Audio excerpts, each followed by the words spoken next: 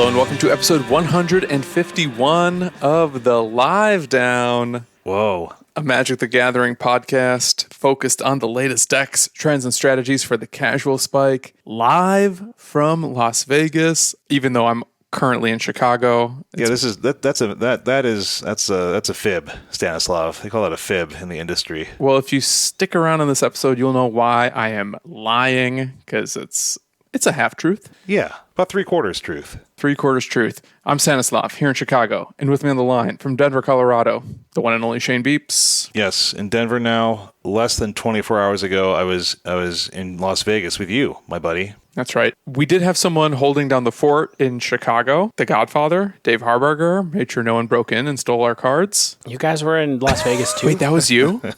Wait. Oh, man. I didn't see you guys. What were you there for? The World Series of Poker? I went to a Magic tournament. Oh, that's weird. At the Las Vegas Convention Center? We could have hooked up. My friend. Were you guys there? What? Wait. No, I'm just being jealous. I wasn't there. These guys were there. Well, we missed you, buddy. It was a good time, but it would have been a lot better with my old buddy Dave Harburger, aka the Godfather. This week's show is a very fun one because Shane and I, we made it to Vegas for the Channel Fireball Magic the Gathering Las Vegas Modern Tournament of Champion event. It is not a Grand Prix. Not a Grand Prix. But it was structured just like a GP. It's a Grand Prix with worse prizing. So for this episode, we did try something very new, very different. Not only are we going to break down the event in Vegas as we typically do, but we also did a bunch of interviews on the ground with some of the players and friends of the Dive Down and Magic personalities right there on the floor of the event with side event announcements blaring over us. Yes. You will practically be there with us. Yeah, you'll hear some crowd noise. Yeah, it's perfect. It's like you're there. I mean, it's amazing, really. The lineup of people that these two spoke to is incredible. So incredible. It's like the night sky is dark because all the stars are on the Dive Down this week. Yeah, I don't want to spoil the surprise just yet, but I will say we got a Dive Down first. Our first Hall of Fame player will appear on this episode. Wow. Did they sign a release for that, or are we going to be in trouble? I think this is a ask for forgiveness later situation. Yeah, I forgot to bring my release forms, but they didn't see the microphones. They're very secret. Yeah, we got our new audio kit with us. It was dope. Some are some Magic names you might know. Some are some players that did really well. I will say we talked to 3 out of the top 8 finishers about their tournament and the decks that they ran. So we have a really fun and interesting lineup. Some old friends, the unofficial 4th co-host. You know, it's going to be a good time. That's right. Before all those good times, though, we do need to housekeep because we got some new patrons this week. Oh, man, we got a good one this week. Shout out to the newest patrons to join the Dive Down Nation. We got Enga R, Michael B, George B, Professor M, PJR, and Howler. Wow. Yeah, that's a lot of people. Also, big thanks to Eric E for going up a tier in their support.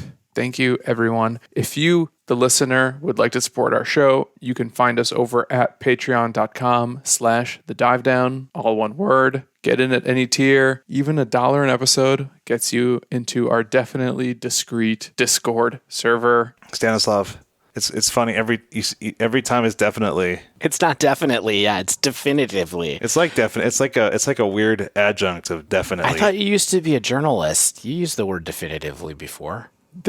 They're synonyms. They mean the same thing. Definitely. Yeah, I'm gonna utilize this instead of use it.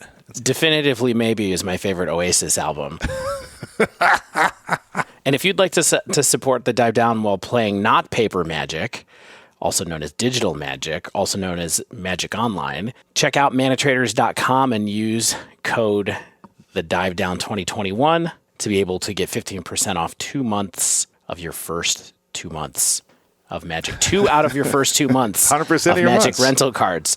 Yeah, it's 15% off 100% of your first 2 months of rentals. That's perfect. Good math. Terms and conditions may apply. Going back to the Patreon, I do want to talk about how awesome it was to meet up with so many citizens of the Dive Down Nation this weekend. It really cemented in my mind how awesome our community is. how much fun and how easy it was to hang out with everybody. Everyone's so chill and so fun and interesting and willing to have a great time. And we want more people in the Dive Down Nation. We want you in it. So head on over to Patreon, sign up, and we'd love to have you become a new citizen so that we can see you at the next event. Yeah, and we've talked a lot recently about things like the deck boxes. Deck boxes are submitted for artwork. We'll update with any manufacturing updates we have from there. We also recently did a little designy refresh of our show notes, which is a $3 tier perk. So they have a nice template. We did some little typesetting. They got logos, commemorative NFT show notes. Not really NFT'd, but they look like they could be. And, we have some other surprises up our sleeves soon. Maybe some apparel. If you have any catchphrases from the Dive Down that you'd maybe want to see, be able to purchase of some kind, let us know. Tweet at us. We're thinking about it. All right. So we have no actual breakdown this week because it's sort of just one giant breakdown about the weekend at Magic Event Las Vegas. What's the official name? Magic the Gathering Las Vegas is what it's really called. So the event, the tournament that happened this past weekend, Friday was day one of the Modern event that went into day two on Saturday. Saturday and Sunday, there was a sealed event that also took place, sealed, and then day two was draft, as those sealed quote-unquote GPs usually are. So what we did is, we were trying to pay attention to the top tables, what players and decks were doing well. Stan was in the event while I was doing sort of my own little guerrilla coverage. Not as good, I will say, as, Eyelash TV? Mm-hmm. And so there was a lady on the floor with a camera on a selfie stick with like a magnifying zoom lens on her camera and just doing full-time Twitch streaming from the floor of the games that she was playing, of interviews with people. She was sort of doing coverage, I think, of some of the top 8 for sure, and maybe some of the featured matches. Featured matches, yes. So she was on a lot. If you were paying attention to Twitch, you probably saw her streaming the event. So shout outs to Eyelash TV. Also, I definitely want to thank Corbin Hostler. He is a longtime Magic content creator and was sponsored by the MMcast this past weekend to do some coverage from the floor. And we were definitely paying attention to his coverage as well, because he was sort of saying, what are the undefeated decks? What are the top 8 lists that CFB was posting on the floor? What's happening? So really want to give a shout out to Corbin as well for helping us sort of know what was going on. And, the event began on Friday. And before anything got going, Stan and I sat down to talk about what it felt like once again to be at a big Magic event. Hello and welcome to Dive Down Live, coming at you from Las Vegas, Nevada, home of gambling, indoor smoking. Oh, man. That hot desert sun. You know what I don't think I needed in my life, Stanislav, was more indoor smoking. Yeah. I was always like that guy who was like, yeah, you can smoke indoors, but the ventilation is so good. And then like I get here, it's like, it's no, you can smell it. No amount of ventilation makes up for indoor smoking. No. But my friend, Shane, it's so good to see you. We're in Las Vegas. We're looking at each other eye to eye with no computer screen between us. Like we're like 24 inches apart. That's right. We could... I'm touching you. I can touch your cheek. The listeners can't hear us touch, but believe it. There's some touching noise. Anyway. It's Friday morning. We have made it to the convention center. We are ready to play some Modern Main Event. No, There's not. 1,400 people registered for the Modern Main Event today. Yeah. And this place is huge, and it's packed. Huge and packed. So, I mean, people have probably by the time, we release this episode, you've probably seen some tweets, some images, and they rented out many corners of this hall to keep us nice and spread out. There's tons of tables for main event, side event, second main event. On Saturday, I think there's a sealed event that's taking place. Yes, and of course, countless, command zone tables. Yes. Like a giant command zone section. Vendors. A lot of vendors. Artists. We're at a GP again. GPs are back. This is a GP in quotes. Yes. And what I like about it is, one, I like just seeing all these people here to do one thing, and it's tap paper cards. It is an absolute who's who of Magic players today. We've got the casual spikes. We got Hall of Famers.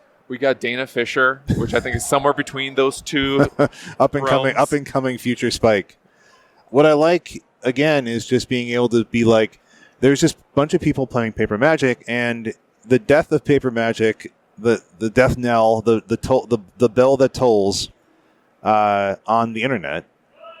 When you're here, you do not feel that. You know what I mean? Like, this feels like a very alive game with a lot of invested players, especially because most of them are here to play Modern. Mm-hmm. And we love Modern, and we focus on it the most. And it's always in a spot where it's tempting to say that, oh, it's not healthy, it's predatory pricing, or the pricing is an issue. But there's so many people here that are here to play the game. Yeah, and I'll tell you, from my perspective, trying to get ready for the Modern main, I don't necessarily feel like there's a deck to beat. I feel like maybe there's a handful of cards that, as a Modern player in the format right now, that you need to be aware of. Yeah. Be it Lurrus, be it Omnath, Teferi. Yeah. Those are all cards I like. And maybe like Solitude and Fury. A handful of cards that are very powerful, and people might not love playing against them, but it's not like we have a specific boogeyman deck and strategy that you're either playing to spike this event or trying to skew your entire sideboard to beat. So that's a pretty exciting, environment to be preparing for. And I think it's going to contribute to a really positive main event for anyone who's here either to play to win or play to have fun. That's a really good point, because like we have had formats in the past, we've gone to GPs knowing what the best deck is and having to have some kind of strategy to beat it. And I don't think anyone's coming to this hall with an agreed upon best deck. Yeah. There's probably a handful of decks that people have sideboard plans for. But I think you're right, where it's like, this is going to be a day in a tournament where I think we're going to see a lot of things at the top tables. We're going to see a lot of different strategies succeeding. We're going to see a lot of different decks on day 2. And I think that people are going to feel good about it. I think one of the positives of there being 1,400 people registered for this tournament as well is that, on the one hand, it's going to be very hard to day 2 because competition is incredibly stiff. But also, considering how diverse the format and metagame is right now, anyone can probably day 2 if they run really hot and play tight and get a little lucky as well. Yeah, for sure. So I'm really excited to see what that. Yeah, definitely me. I mean, I promised my 3-month-old I was going to make it to the top 8, right? Coming home. Why has my dad abandoned me? Well, he didn't make top 8. Yeah, in so Vegas. I'm excited to find out what the results look like. I believe Masters of Modern partnered with Corbin Hostler to help provide some text coverage. Yes. There's no actual recordings in place. No. There is a featured match area, though. Yes, which is funny. Curious to see how that works out. Stan, well, let's just talk about what you're on. What are you playing? Let's talk about us for a second. Great idea. My favorite topic. So I decided to pivot to Teamer Rhinos. Of course you decided to pivot. I decided to pivot. I'm also not surprised by the Teamer Rhinos thing. What is a good deck. What is it about Rhinos that's calling to you? It was a very specific thing that happened where I was previously locked into Murktide, and then in my last week or so of testing, my performance online just really started to plummet as I was facing more and more mid-rangey Lurrus decks. And you felt like you had problems with those. A big problem. And whether it was Grixis, Red-Black, or Jund, I just didn't think that I had a lot of game main or side to outplay them. I would have to be really, really lucky. And then I noticed just on Discord and on Twitter a bit of an uptick in Rhinos trophies. Yeah. Small sample size, but maybe I had some confirmation bias to tell me that this is another deck to look out for. And it was on my short list as I was thinking about what to play for the tournament. So I fired up a couple leagues with Rhinos, and I had some back-to-back 4-1s. Yeah, that feels good, right? And even in those 4-1s, I was just bulldozing these Lurrus decks 2-0 a lot. Okay. I think I sent you some match results where I was like, I had 4 matches where I went 2-0, and then I lost 1 to Titan. Yeah. 1-2 bad top decks, which I played it beautifully. It was just bad top decks. Always. So I decided... Tell me your bad beat stories, please. Nah, maybe we'll save it for a bonus. But what I decided, though, is having a good proactive plan against Lurrus strategies in particular is probably an all right place to be going into today's tournament. Yeah. As opposed to Murktide, where... And this might be my own relative inexperience with the deck, I don't know if I had the strongest grasp on who I'm here to beat. Yeah. You know what I'm talking about? Like, sure. What are the best matches for Murktide? Tron. It's I feel like it's like slower decks where counterspells are really strong. Okay.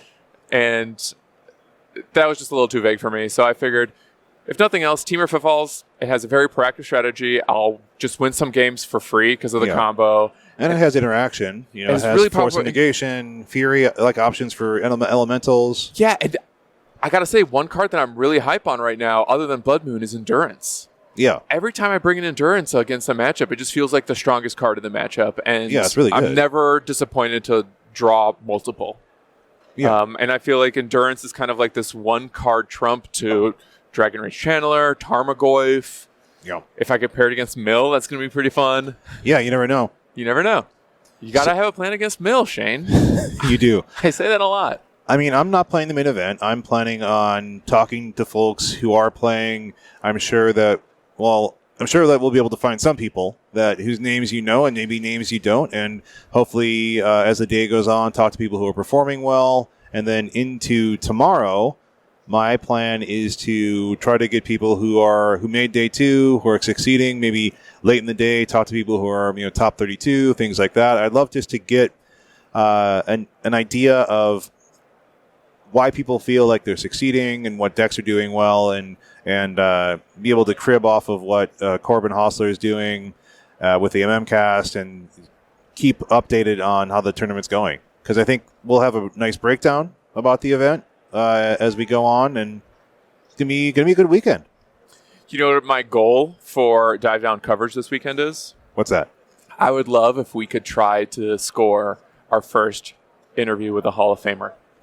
Yeah, I mean, we deserve it, Stan. I think we've earned it. We're good enough. I think if nothing else, we know how to ask questions, nod, and smile. That's all you got to do. So, Stan, since we're talking about a modern tournament, what are you expecting to do well this weekend? Like, what do you think people brought? Yeah, so I think the decks that we'll probably see make it to day 2 is some variety of Omnath piles. And there's a ton of different Omnath decks right now. Yeah. There's the Elementals deck. There's just the money pile. Omnath is finding a way in these 80-card Yorion lists. So I think 4-color Omnath Haymaker decks with Solitudes. Yeah. And a lot of that creature-based interaction is probably going to be pretty strong. Yeah, I think people just like playing those kind of decks at events like these. Everyone likes being the controlled, mid-range, spiky player, and it's a deck that gives you play. Yeah. People like thinking about their plays, I think. Yeah, so I would say that I'm expecting some good things from Omnath, and whoever can get under or beat Omnath. Yeah, I mean, I don't really know. I mean, it's modern. I would not be surprised if there's like 3 Yawgmoth in the top 32. You know what I mean? Like, I wouldn't be surprised if there are 3 mill decks in the top 64. It's like I think that's another good call, especially in a field this large. If those people who are playing some of the really strong and perhaps unexpected combos, whether it's mill if you call it a combo deck, or something like Yawgmoth, or like Glimpse of Possibilities, I think a really tight player playing an off-meta deck could take a lot of people by surprise that may be in a position like we are, where if it's me, I'm trying to beat Lurrus, and it's someone else trying to beat Omnath or Control. I think some of these strategies, these perhaps more degenerate strategies that aren't necessarily taking up a lot of the conversation in the modern online metagame. Yeah. This is the type of room where I think that they could overperform. Yeah, for sure. I mean, we talk about this a lot, which is the online meta is different than the paper meta for a variety of reasons. One is strictly cost barriers. You cannot rent many decks, even if you're paying a rental service like Mana Traders. Use sign-up code the Dive Down 2021 for 15% off your first 2 months. Yeah. You can't even rent some of these 4-color money piles with one of the top-tier subscriptions. That's true. Ren and 6, expensive card. Yeah. So I'm curious about if we'll see a lot more of the expensive controlling decks in paper. Yeah. Because the cost barrier is only the amount you want to spend in real life. Right. And I also think that people do generate towards those decks in rooms like these. But I'm also curious if it's if it's delayed from the online meta. Although I do feel like the online meta has pretty solidified around these 4 and 5 color control strategies being some of the most popular and powerful decks. Yeah. But I do expect to see kind of the same cross section we've been seeing. Hammer, Rhinos, Azorius, 4 color control, Burn. What else am I missing, Stan? Jund. Jund Saga. Maybe some kind of like Lurrus pile type thing. People love the Lurrus mid-rangey stuff. But yeah, I mean, I think that we're not going to see anything too wild.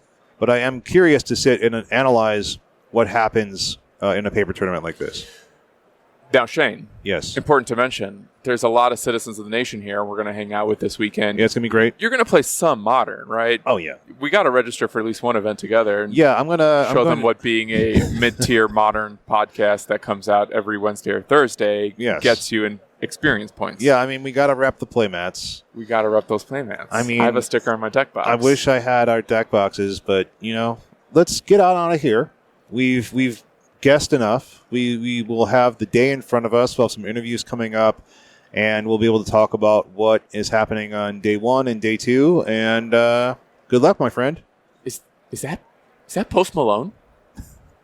No, that's just the Pokemon. Yeah, it's a Pokemon. All right, see you soon.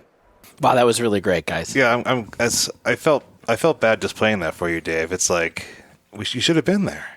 Is the format of this episode I listen to you two talking to each other in another place and then I react to the conversation? Well, thankfully, is this like that? That's the that only thing time from Inside. That's the only time you're going to hear us talk. So where I react to the reaction video. Well, Dave, what are your initial thoughts? Because you guys nailed it. You know what we know. What are you thinking? I mean, I thought that was a great assessment of what was going on into the before the event. I really don't think anybody knew what was going to happen, just because it'd been so long since there'd been a modern field with so many players in it. So I think it's hard to be like, yeah, I definitely thought X was going to happen. Or I definitely thought Z was going to happen. And since, knowing what the top 8 turned out to be, I think that, unpredictability was sort of a big part of the whole thing. But I will say that going into this tournament thinking a lot about 4-color control is probably where my mind was at as well, assuming a lot of people were going to pick that deck up again. And then, I kind of think I was expecting a lot of people to be on Hammertime and a lot of people to be on Murktide. And some parts of that bore out and some parts of it didn't, but we'll never...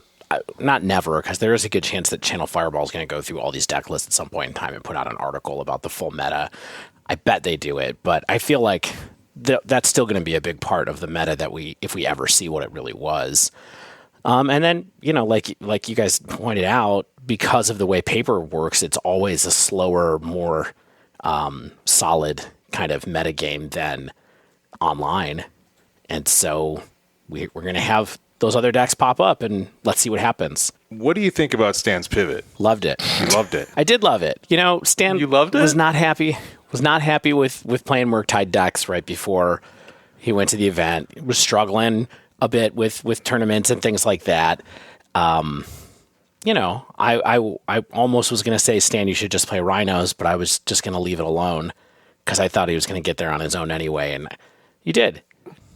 Really? What a dad. What a dad. I mean, I was thinking that I think it might have just been easier to go to something like that with that type of deck.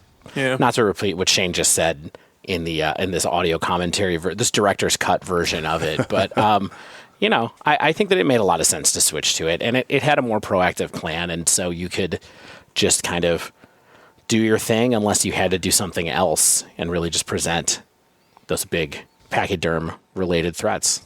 Thanks, Dave. I'm glad that you feel that way. I felt good about my decision. I'll talk more about how I actually performed in the tournament a little later on, because what I'd love to hear is some more of these day 1 interviews.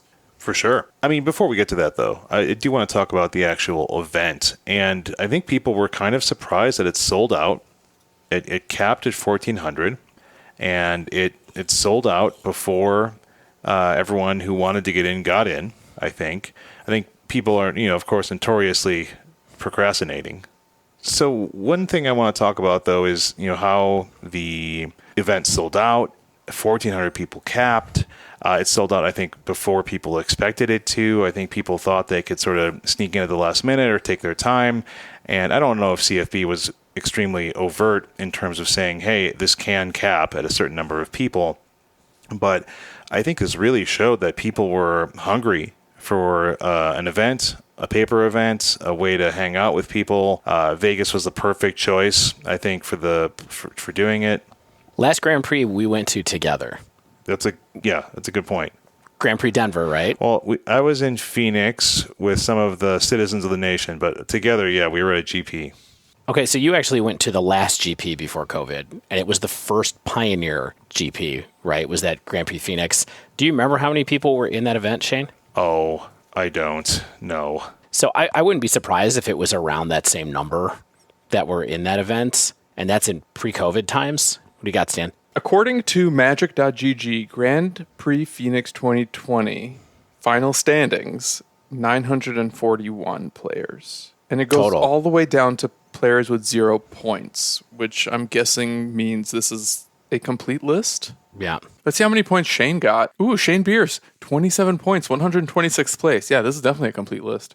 He did well, yeah. So I think people, I mean, I know that they weren't really communicating that, but boy, isn't that just a 2021 thing of being surprised about scarcity of something that you thought there was going to be a lot of. You know what it is, Dave? It's the supply chain of chairs, convention center chairs. Well, I mean, I'm sure that they had to think about all kinds of COVID-related security things that they decided to do, how much distance are we going to have between people? If we have 1,400 players, how many people are we going to be able to actually have in the hall? And how many people do we think we're going to show up that are just wandering? Like, I'm sure that they had a reason for capping it eventually for any number of concerns, not least of which was just an arbitrary number of people that they felt they could manage reasonably through a tournament itself.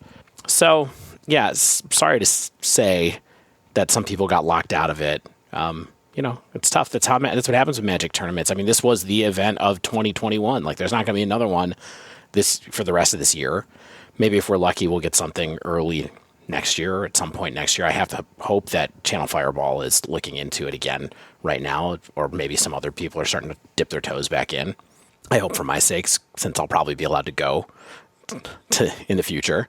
But, what did you guys think about that? How was the mood on the floor? Were there a lot of people there who were trying to get in the main event and didn't get in? Or I don't actually know. There's a couple of people on Twitter, and stuff like that. But I think by and large, it seemed like most people got in who wanted to. Yeah, it didn't feel like there was a big reaction on the ground of people who showed up to play and couldn't. The mood on the floor was very, very positive. It was the happiest place in America this weekend. It's great. That's a good point. I agree.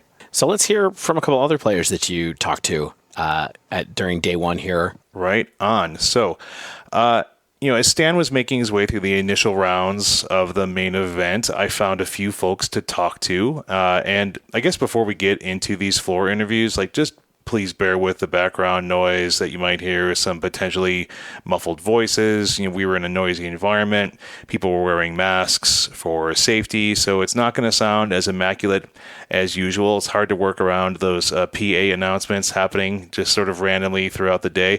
But let's start by talking to Joe Lossett after round one. All right, this is Shane. I'm here with Joe Lossett. And where are you in from, Joe? Dude, I'm in from Southern California. We drove in, and it's cool. Close. I know people flew in for this event, but we take the overnight ride. Yeah. And this is a sick event. Dude, I'm super happy to be here. I cannot believe how big it is. It's so spread out. There's so many different rooms that we're in, and there's just they filled it up at 1,400 people or so. I don't know I think that might have been the actual cap. I'm not sure. Yeah, but they capped it. This convention hall is set up like a Grand Prix. There's side event area, commander area. The dealer zone, this is. The events I've played in since the pandemic started were 40-player store events, and exactly. this is infinite compared to those. Yeah, I'm amped to be here. People definitely seem amped to be here. Are you playing in the main event today? You bet, man. Oh, what are you playing? I'm playing 4-color Omnath. Oh man, with some Bring to Lights. I really like it. It's so good. I've been working on it for quite a while. Feel pretty good with it. My first round opponent didn't show up. Oh, so man. I haven't actually got to play yet, but yeah, I mean, I'll take it. It's the best win possible. You know, 100% opponent match win percent or something like that? Yeah, something like that. So what, you said do you have your own little spin on the 4-color? Yeah, I mean, it's so if you're envisioning because like 4-color Omnath or 5-color Omnath is with Bring to Light is not like unique. Like there's other people playing it. Yeah. I would say that mine is less emphasized. Most of the lists I see have 4 Bring to Lights. I'm only playing 2, Okay. and I board them out fairly often. Yeah. So I'm not as I'm basically all the cards are 4-ofs. Aside from those, Okay. all the Planeswalkers, all the 4 Omnaths. A lot of people only have 2 or 3 Omnaths. It's like It's the best I card. started playing the stack, and I copied a list to start with, and they have like 3 Teferi, 3 Running 6, 3 Omnaths. I'm like, These are all really good what cards. are you doing? These just all I want to do is play more of these. So yeah, up to 4 of all those. Reduce some of the tutor package, and Yeah. it runs pretty smooth. I like it. When do you take out the Bring to Lights? So, if I don't need, because the 2 real, I'm not playing Valky because I'm only playing 4 colors. So I've got Supreme Verdict and Escape Shift. So if I don't feel like I need to race, then Escape Shift maybe isn't necessary. Sure. And then if I don't need Supreme, you can tell when you don't need Supreme Verdict. Yeah. So yeah, against a lot of decks, I board out both of those. In which Sure. case, then Bring to Light's not so exciting. So I take that out too, and then you're bringing in, depending on what you're playing, it's like Flushy Storm or Veil of Summer or Force of Vigor is. I Bonkers. can't believe how good Force of Vigor is. I mean, who knew the free spells that 2-for-1 free spells did well? I mean, yeah, like against the Hammer decks. Oh, it's bonkers. I board out Supreme Verdict. Yeah. Because Force of Vigor is like, Supreme Verdict is too slow. Force of Vigor is insane. And yeah, I went up to 4 of those and didn't even look back. It's so good. Yeah, it's extremely good. Yeah. That makes me think, what do you think Modern is about right now? Like, what does Modern feel like it's about to you? Well, like a month or 2 ago, I would have said it's all about the red 1-drops. Yeah, right? I'm not so sure I feel that way anymore. I we're still coming out of the pandemic, and I play most of my Modern online. Yeah. And it's not Ragavan after Ragavan after Ragavan anymore. I mean, there's a lot of different stuff. I feel like the format is pretty healthy. It's pretty. You play against a lot of different stuff. Super dynamic. Yeah, I mean, it's strong though. I mean, these decks there's a lot of strong decks, and like the Cascade decks are all over the place. Yeah. But which is like they're really good, but they're kind of like they have a really good thing they do, but it doesn't just automatically win the game. Yeah, exactly. So it's like it's okay. Yeah, it's weird. Like there's like the combo decks barely feel like combo decks because they're just more like sort of value combo. Yeah, and then the actual combo decks, which you almost don't even see. Yeah. The other day I was on a 17-match winning streak, which is the most I've won in a row in years. And then I played against Storm and got demolished. And then I played next match I played against Through the Breach Emrakul and got demolished again. I was like, did you guys not get the memo? This is not what the format is about. The format's about 4-color value piles. Exactly. But no, I think the format is really well spread now, and I'm happy with it. And like, what's the format about? I think we're at a healthy spot where Legacy was at, maybe like 5 or 6 years ago, where Sure. it's like, you can do what you want as long as you know what your deck does and you play it well. Yeah. You can kind of play what you want. And there is, Ragavan's really good. Cascading into multiple 4/4s is really good, but like those things are beatable. Yeah. Like there's not, like you can play, if you like something and you're used to it, you can play it. That's how, I feel the exact same way. That's what we've been saying on the pod lately. It's like, you see the churn in the top 32s, Yeah. you see all the different decks they keep cycling through. It's like, this is just a skill format. Yeah. And I think without Force of Vigor or some other like power artifact hate, I think Hammer might kind of run over the format. Yeah. But the Cyborg cards are so good against them that it holds it back, and it's able to, you can play against it. Yeah, right on. Well, Joe, thanks a ton for your time. Sure. I appreciate it. Good luck the rest of the tournament. Thanks. Hopefully, I'll see you at the top tables tomorrow. If the rest of my opponents are like the first one, don't show up, I'll be there. Yeah. Good luck. Thanks, man. All right, Joe Lossett there. For the people who don't know who he is, longtime SCG grinder, right? I'm looking at a page here of his.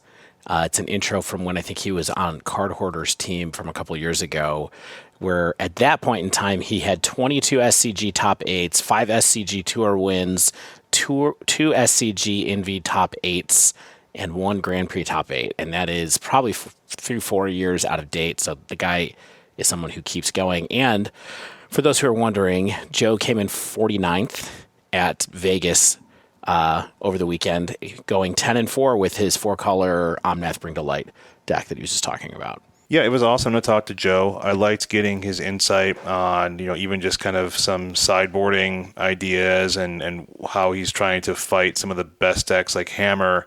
And I'm curious if you all would have thought to do that. Like, I feel like, Stanislav, you love your Wraths. I feel like you would never take out Supreme Verdict against Hammertime. And it's not against your skill. I don't think I would either. Like, do you think that's like something that you would contemplate? Well, I did love his point that the free spell is just faster, and it has that same effect. Yeah. I do think that playing Control, you do sometimes have to think about when a Wrath's good, and I often feel this point of tension in like the blue-white versus burn matchup where, am I playing a game where I have to worry about 2 Goblin Guides and a Monastery Swift Spear, in which case my Supreme Verdict is great, or do I need to be a little bit more defensive for the stack? And I really love what Joe identified here is that this is a matchup that, at least in his point of view, where you don't have to worry about that 4-mana sweeper because you just have a much more efficient answer that has effectively the same effect. Yeah, right on. All right. Well, it was awesome to hear from Joe. Love to meet him someday myself. Shane. Yes. Who did you talk to next? Did you talk to any podcast hosts? Any other podcast hosts other than Stan? Yes. Well, right next to Joe was his longtime STG friend and well-known face of the Magic community and co-host of MTG Rants, Tannon Grace. All right, I'm here with the Tannon Grace. Put some respect on that name, yeah. Known broadcaster, co-host of MTG Rants. So thanks for sitting down with me for a minute. Where are you in from, Tannon? I'm in from Baton Rouge, Louisiana. Yeah. But I do kind of still call this place like home away from home. I did live here for like 5 years, and I spent a lot of summers here before that even too. So we're in Las Vegas, by the way, for anybody at home that's listening. Yeah, good reminder. Yeah. We are at, what's the official name of this tournament? Just CFB Vegas? I saw hashtag MTG Vegas, I think was going. So I'm not really sure because, it's not a Grand Prix, but it is. Yeah, it's a fake, not a GP. I think you could hear it in Shane's voice there. He did the little air quotes. Yeah. It's a GP. There you go. Yeah, are you, did you go to the Hunter Burton or is this like your first big event? So this would be my first big Magic event. Yeah, because you were at like pandemic, right. you were at the Flesh and Blood events, right? doing Yeah, broadcasting and playing. Right, yeah, I've been doing the Flesh and Blood events on the broadcast side, so Yeah. I don't get the same experience. I'm not mingling with the crowd as much because Sure. I'm busy, Yeah. a lot during the day. I do like it. The community is absolutely amazing. Yeah, right. So if you have any qualms at home, if you're thinking about trying out Flesh and Blood for Magic, I think it'd be very rewarding for you to do so. It's a very good game, very skill intensive. You'll like what you see. I'm glad that you're enjoying it too, enjoying the community. Are you playing the main event today? I'm not playing in the modern main event. So what are you going to be playing, if not the modern event? I'm going to be drafts? playing the sealed event tomorrow. Oh, got it, hopefully it turns into the draft. It's like a sealed GP, so it'd be sealed day day 2 one draft. and then draft. Oh, So that's hopefully we're awesome. playing 3 drafts. That'll be hopefully awesome. we're doing all 3. Also, it'd be great if I do really well in the event, then I miss my flight, but that's because I have a flight home late Sunday night, but I need to be home Monday morning. But if that happens, we're winning thousands of dollars for playing Magic, so I'm completely okay You'll with be it. okay. Well, what is second place in this tournament? I'm pretty sure that's where I'm going, but we'll see. I know that you and Ross on Rants Pod, you pay attention to the formats and things like that. What do you feel like Modern is kind of about right now? Like, what do you think people need to be thinking about and doing in their preparation and play? That's a really good question, right? Really poignant with today, with the thing that's going on. I think in Modern, what it's about right now is you're playing like one of like a few kind of decks, right? I think there's Omnath decks of some form. You've seen 60 card, 80 card variants, right?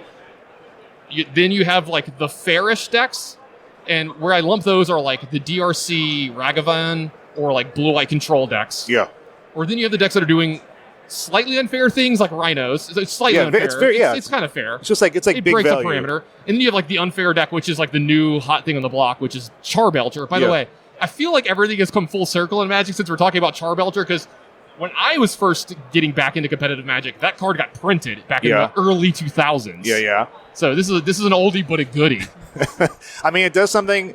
Always look for cards that do something entirely unique that's also game breaking, right? It's funny when they started making what do they call the modal lands? There's like an acronym for them. I can't remember what it is. Okay. DMC or something like that. Oh, the MDFCs, modal dual face cards or whatever. Yeah, that thing. Those letters in words that I don't know.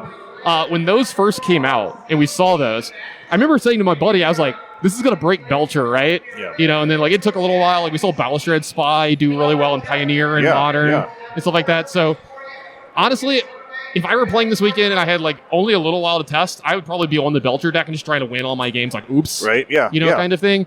If not, I'd probably be playing like the blue-red, you know. Is it Murktide Yeah, stuff? is it Murktide? I was going to say, I didn't know if it had a name. That kind of deck, because it's my style. Obviously, I'm a Delver guy. Oh, yeah, exactly. But, I mean, Modern looks to be in one of the best places over the last year and a half that it's been in a long time, and it's unfortunate that we haven't been able to have paper Magic as much. Right. Because I really think that this would have helped Magic a lot in the last 2 years with, you know, Standard being close to unplayable for a while, and, you know, some people not liking it very much, and Legacy being in not a great place formatly. So it's nice to see that, like, the flagship format is good and healthy, you know? Right, I agree. Yeah, we are having a lot of fun covering it. You know, it's keep cycling new best decks all the time, so I'm glad that people seem like they're enjoying it. I mean, they sold out this event. So, Tannon, thanks a ton for your time. Good luck with your sealed GP, in quotes. Exactly. But enjoy the rest of your weekend. Shane, thank you very much. You too, buddy. You know, I had the privilege of meeting Tannon on the floor on Friday or Saturday, and he is, in fact, in person, as friendly and lovely as he sounded in that interview, and as fun as he seems in both MTG Rants and on Twitter. I really enjoyed meeting him, and I'm really glad that you got that interview. Yeah, and then we randomly ran into each other at the airport, like when it was right around dinner time, and he was there early, I was there a little bit early, and we just got some pizza and hung out and chit-chatted about stuff for like an hour or so, and that was a lot of fun too, so it's nice to get to know Tannon a little bit more. But we also caught up with some old friends of the pod, and I'm going to leave this to be a little bit of a surprise. So let's go with old friend number 1. All right, I'm here with our first guest on the Dive Down, Gall Schlesinger, probably better known as Yamakiller on Twitter and Twitch. But you're taking a little break from Twitch right now, right? Yeah, taking a break, trying to go back to regular work. Yeah, then I see you here. Yeah. I got a little bit burnt out from streaming and like playing Magic every day. Yeah. So I'm playing a little bit of Magic here and there, but mainly trying to take as much of a break as I can, you know. I still play like every week, but yeah, right. Yeah, it's like, I mean, you can't quit this. Yeah. It's a great game. Mm-hmm. Where are you in from? I forget. From Oregon. Yeah. Eugene, Oregon. Awesome. Cool. So it's not too bad of a flight down here, right? Awesome. I had to like do some random flight to like Seattle, then to here, which is like weird. But yeah, that seems weird. But you've been keeping up with Modern, though. Yeah, I'm keeping up. What are you enjoying right now? I've been playing a lot of Grixis Lurrus. I know there are other decks that are popping up, like those 4-color, like big money piles. Yeah, but exactly. I have not had the time to play those at all. Okay. But that fits your play style, the Rakdos Lurrus, the Grixis Lurrus style decks.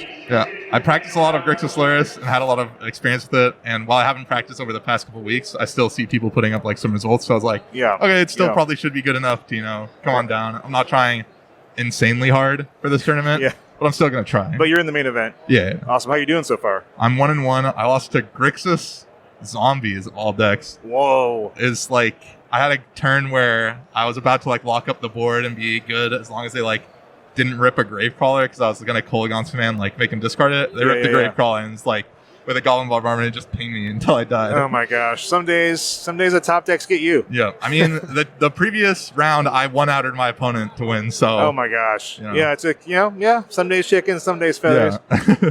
No, so what have you been enjoying? What have you been thinking about Modern lately? Like, I know you're probably still playing it. Yeah. Like, how are you generally feeling about it? A lot of Modern Horizons 2 cards are like the best things to be doing. Yeah. Which it has trended more towards mid-rangey and control decks, a lot less linear decks. Yeah, for which sure. is what I assume a lot of people want out of Modern. Yeah. They don't want many like Belchers and Sol spells and Storm and that type of stuff.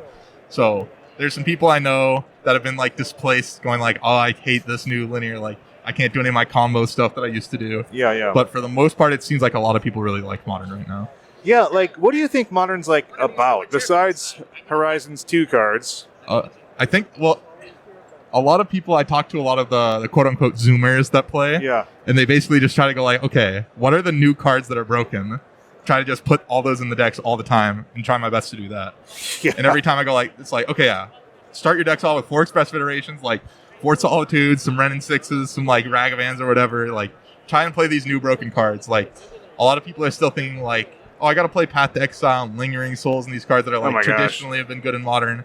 And I think that the thinking now is more towards, play these new cards, play the good cards. Like, people's thoughts have gone from metagaming and trying to find niche strategies to just play the good cards and see what happens. Which is, good and bad in different ways. I mean, what's interesting though is even though we got a giant influx of new cards, like it went from red 1-drops and aggressive and kind of tempo-y decks, and now we're seeing kind of the slow creep of these 4-color money piles and 5-color money piles that are like just slowing the format down a little bit and just controlling the game so well. Do you think, like, I see like a very cyclical metagame, but do you feel like we're reaching a point where it's just like we're going to know that these control decks are so good because of all the free spells and powerful spells that they have access to, or do you think there's angles of attacks? I think there is angles of attacks, but they're angles of attacks that most people don't want to play. Like Belcher or something like that? Yeah. Like, I know personally I've tried to play Belcher. I know it's like actually good against these piles. I don't like playing it. So It's like, I think it's going to be difficult because the decks that people want to play are not necessarily the decks that actually combat the metagame. Because like, you need to be a very special player to go like, yeah, I want to play like 15 rounds of Belcher, and I'm just going to have a blast. Like, yeah, it's weird. Like, sort of traditionally you could get under a control deck, right? Like, because they didn't really have a lot of ways to interact with you cheaply or for free. And now with all of the elemental spells and things like that, I feel like these control decks have so many tools and so many free tools, and then ways to recover so cleanly with Omnath and things like that. It's like, it's hard for an aggro player out there sometimes. Yeah, going underneath as an aggro player is not really like as viable as it was. I think Burn is still actually somewhat good. Yeah. Because people are really going up, like, even though there's solitudes and stuff, they're going like cutting 1-drops, they're going to 2s and 3s and 4s, and if you just play a Goblin God on turn 1, sometimes people just can't win. Yeah. But like, the real thing to do, strike it rich, play your Iron Crag Feet and Belcher them out. Because people aren't playing counterspells. It's like Solitude doesn't do anything, Fury doesn't do anything, Teferi doesn't do anything. Like, right on. I mean, we just had Zach Allen on, and he was saying, we need more Force Negations, y'all. Like, we need to be playing those. Yeah. So, no, but Yama, Gall, thanks for your time. Yeah. Good luck the rest of the day. Hopefully I see you at the top tables in day 2. I'll try my best. I'll be keeping an eye on you. So thanks again for your time. Good to have you back on. Yeah, nice talking. And Gall did play at the top tables, as it turned out. He went 11-3 for 26th place. It sounded like he was on Grixis Lurrus from that interview. I haven't seen. It doesn't look like he shared a list out on Twitter. But a couple of things didn't break his way to cut him out of top 8. It says here. But yeah, 26th place. Man, all these people are finishing real well. Yeah, Shane, you are the opposite of a cooler. What's the opposite of a cooler? A good luck charm. Blowing on everybody's dice, and they're ending up towards the top. They stole all my luck because I definitely lost some cash at the craps table. Interesting interview, though, huh? Very. I feel like there's a lot to unpack there. Grixis Zombies. Would love to somehow dig that list up with the help of the internet. Yeah, I mean, it sounded like it was the Bombardment Zombies list, which is something that people in our Discord have been playing around with a little bit here and there occasionally. Goblin Bombardment, powerful card that was snuck into Modern Horizons 2 that obviously doesn't have a really, really strong home yet, but free sack outlets always find ways to be abused, I think. Yeah, the other thing that Gall said there, which I'm not sure I've ever heard someone say about Modern, is that there's an angle of attack for this metagame that just people don't want to pursue. That Belcher is perhaps a really good meta call against some of these greedy decks, these 4-color Omnath piles, but people just don't want to play Belcher. And, were people saying that about KCI or Storm, 3-4 years ago? I can't remember anyone ever saying, like, yeah, you could just play this combo deck, but no one wants to. Well, I think KCI, I remember we did see like that slow growth of people sort of understanding how to play it. And because there were still so many competitive outlets to win something meaningful with it, we did see it creep up and become a deck that people were kind of spiking the meta with. But also KCI was just the best deck, sort of flat out. It didn't have a lot of natural predators. And I don't think that's the case of like Charbelcher. I think Charbelcher is just uniquely situated to beat a few popular decks right now. So it's like a good meta deck and not just kind of like the de facto incredible deck. And so I think that's an interesting difference. We also, of course, had to catch up with our buddy, Aspiringspike. All right. I'm here with the unofficial 4th co-host, Evart Mohan, a.k.a. Aspiringspike. So, Spike, welcome to Vegas, my friend. Yeah, I've never been. I'm really excited. Really? Have you not been here? Yep. Nope.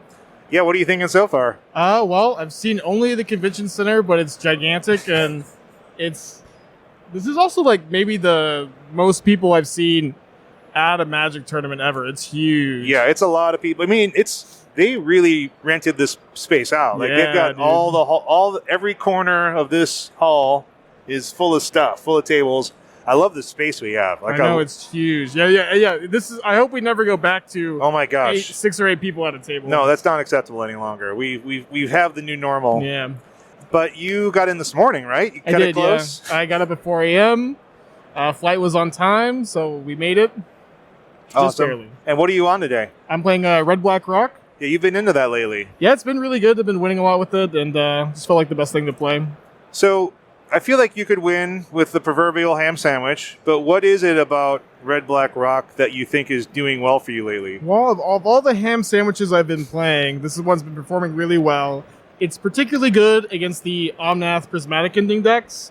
Okay, why is that? Turok specifically being protection from white and also being a 3-for-1 is huge against them. Den of the Bugbear and Croaks are also really good against them as well. Yeah. And especially compared to other Ragavan strategies, Jund Saga, Blue Red Murktide, the Turoks and the Croaks really give you an edge in those matchups, while also still getting to do what the Ragavan decks do well, as being a fast, disruptive deck. And that's what I've really liked about it. I think it's got a good matchup spread, and yeah, I guess there's nothing else. Yeah. I mean, it's funny how creature lands have been such a force in like historic and standard lately against the control strategies, but I feel like people haven't been playing creature lands in modern very much lately. Adventures in the Forgotten Realm kind of changed that dynamic, I think, where the that cycle of lands that enter untapped and tap for a color, they're really, really strong. Yeah. Especially Den of the Bugbear. Yeah, and it's interesting because like you want them so early. Yeah. Right? But have you found that it's not really a big deal to have them come in late just because the efficiency of modern? Yeah, especially in this red-black deck where your curve is so low. Like your deck is almost all 1 and 2 drops, that your Den always enters untapped to cast your 1 and 2 mana spells. And then on turn 3, a lot of times you'll play a tapped Den and then play just 2 1-drops or a 2-drop, and it's not really that big a deal. Yeah. That third land enters tapped. So I got to ask, for all the people like myself who are watching their budget, how important are the legendary Kamigawa lands? They're probably the last things you should buy if you're buying into the deck, but you win a surprising number of games with them. They are you definitely want them. Some They're percentage really points. Yeah. I would say that I usually win 1 out of every 15 games with the Kamigawa land. Okay, I mean that's which is a significant amount. That adds up. That's one match in this GP. Yep, exactly. So, how you play probably more modern than anyone I'm going to talk to. Okay. Yep. What are you feeling about the format right now? And you as a streamer, I think you're almost forced to being like, I love playing what I'm playing. Like, how do you feel? How do you feel about modern? Well, I think gameplay is really good. It's also like dynamic and changing a lot, and it's also the format's really hard to figure out because there are so many different viable strategies, and no matter which one you pick, it really doesn't feel like you're incredibly favored against the field as a whole. The most matchups, even like you'll have your spread of good and bad matchups, but it won't be drastic. It won't be a drastic matchup. Like I think it's very rare to find a 60-40 matchup in Modern right now. I think that there are a few, but the format's very tight, competitive, rewards you for knowing the format well. It's changing a lot, and it's good. Yeah. I've been talking to a few other people, and like one of the things that we keep talking about is like it has not been stale. Like the main thing is Horizons 2 cards are definitely powerful and definitely prevalent, but we keep seeing a lot of different ways that people are using those to win. Like we went from like the aggressive red decks kind of coming out of the gate and being really strong, and then becoming like the tempo Murktide strategies, and now we see like the 4 and 5 color sort of control decks being really popular and powerful. And and then now we also see Belcher coming in to just punish those decks too. One thing that I don't love, and I'm curious what you think, is like formerly, I feel like aggressive decks could try to punish slower controlling strategies, but now there's like so many of the free spells that can sort of like get that card and tempo advantage back, where it's like you can't get under me. And so do you think there are other ways that people are sleeping on like attacking these controlling strategies besides like the Belchery type stuff? Well, I think the red-black deck that I'm playing is very good at attacking it. I'll also say that, I think maybe one big thing that's hampering aggressive strategies beyond the Furies and the Solitudes is Hammertime just being... it's a better aggro deck than any other aggro deck you could play. Right. Burn is also, I will say, good favored against Omnath and favored against Control, where it's like they have all these hyper-efficient creature removals for Hammertime. You just have a lot of burn spells, and you can't Fury a burn spell. I mean, you can Fury Eidolon the Great Rebel, and that's a good exchange. But I do believe Burn is favored against 4-color and blue-white Control. Like I said, it's not a crazy good matchup. You have to play really tight. You have to know the matchup. But if you're playing proficiently and you know the matchup, you're favored against those decks. So I would say if you're looking to play an aggressive deck to beat those strategies, Burn is probably your deck. How do you try to overcome the Omnath situation, where it's like a single fetch land can be a bunch of life, and like just really get those Roiling Vortexes down and try not to get them bounced? Yeah, it means main deck Skullcrack is a good card at the moment, I think. And Omnath is a 4-mana spell. That's my pairing. Yeah. Omnath is a 4-mana spell. You can get underneath it. They won't have Omnath every time, especially not in a 80-card version. And except that, like, in that matchup, Omnath is the best card against you by a lot, but it's kind of the only good card against you in their whole deck. Yep. And they're an 80-card deck, and if they don't have it, you're just going to crush them. All right, Spike, your pairing just got announced, so good luck in the next rounds. You're 3-0 so far. I'm sure I'll catch up with you either later today or tomorrow, so good luck, my friend. Thanks, Shane. Always good to hear from Spike. Absolutely. I mean, I was excited to hear that Spike brought the red-black list. As I mentioned on a show a couple of weeks ago, that it was one of my favorite decks to play ever since Modern Horizons 2 came out, and so I'd speculated a little bit, like maybe there's a chance that deck comes back again at some point. I didn't have a reason for saying that, but it certainly was something that if I had gone, I would have considered playing just because I liked playing it and I had the cards. Yeah, man, it was everywhere. Like I was scouting the top tables, and just there was plenty of people on it and winning with it. Getting that Spike bump because he had started streaming it a lot over the last couple of weeks for sure. We didn't interview him, but one of the people we got to meet in Vegas was Bamzing himself. Unofficial fifth co-host.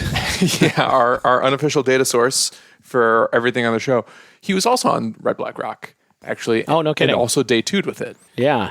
I really liked Spike's point there about the importance of the Kamigawa lands and how, on the one hand, they're the last things you need to buy, but on the other hand, they are very relevant in 10% of matches. Dave, has that been your experience as well, where they come in handy here and there, but you can maybe play the deck effectively without them? Yeah, I would say it's definitely the latter.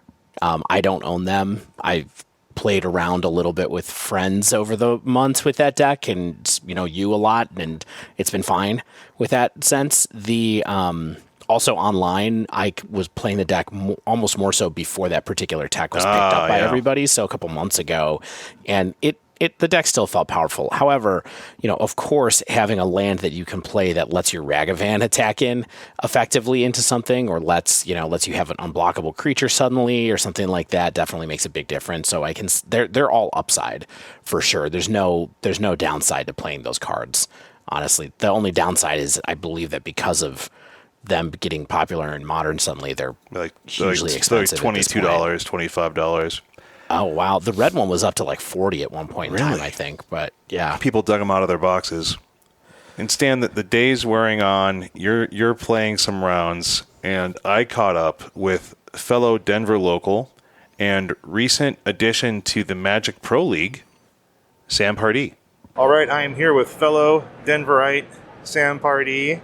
I have wanted to run into you for a while. I've been in Denver for like 4 years, and I know that you and a bunch of other really good players live in the city. I've only had a chance to talk to Patrick. We had him on a guest episode that was awesome, so I'm glad to have time to talk to you in between rounds. How you doing today? I'm doing well. Yeah, I'm 4-1 so far. Sick. Thanks for having me on. Awesome. What are you playing today? I'm playing Kahira Elementals, so sort of a little old school compared to nowadays people are adding Yori into the deck and more cards, but I'm just playing 60 with Kahira. Yeah, and is it performing well as you expected? Or? Yeah, it's been, I lost a close match to Hammer and have won the other ones, so pretty awesome. good. So have you been playing a lot of Modern lately, or just not focused for the tournament? I have not been playing a ton. I've been playing a little bit. I honestly haven't been playing that much Magic, period, these days. But when I have been playing, it's mostly been Modern because that's just the format I like the best. So sure, I've been playing this deck for a while now and been having a good time with it. Well, it's good to hear that you like Modern. That's the format we cover the most. What are you liking about Modern?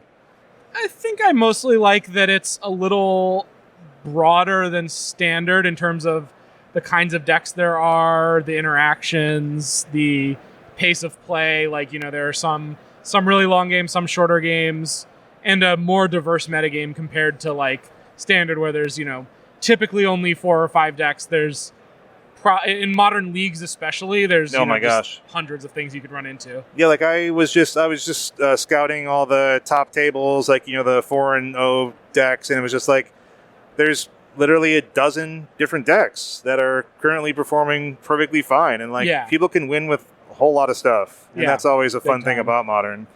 I mean, the question I've been asking people is, what do you feel like Modern is kind of about right now? Like, what do people need to be thinking about when they're picking a deck, when they're playing?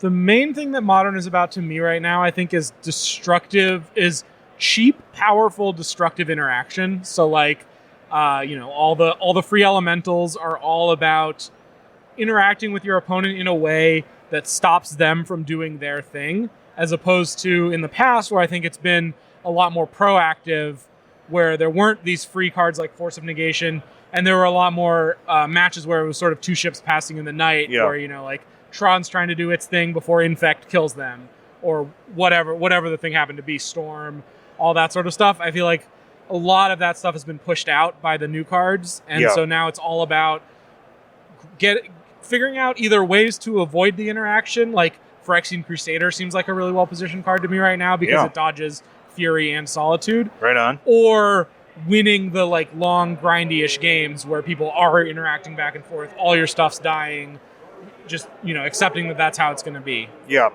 it's been interesting to like see the evolution of even MH2 Modern, like going from like sort of aggressive to mid-rangey to now more controlling seems to be pretty popular, and I'm curious to see what the next steps are. I think it's been fun, and Hammer is like sort of the aggressive side of that, right? Like they're trying to avoid the interaction and win quickly, even in the sort of control metagame, that's been the deck that's done well still. Yeah.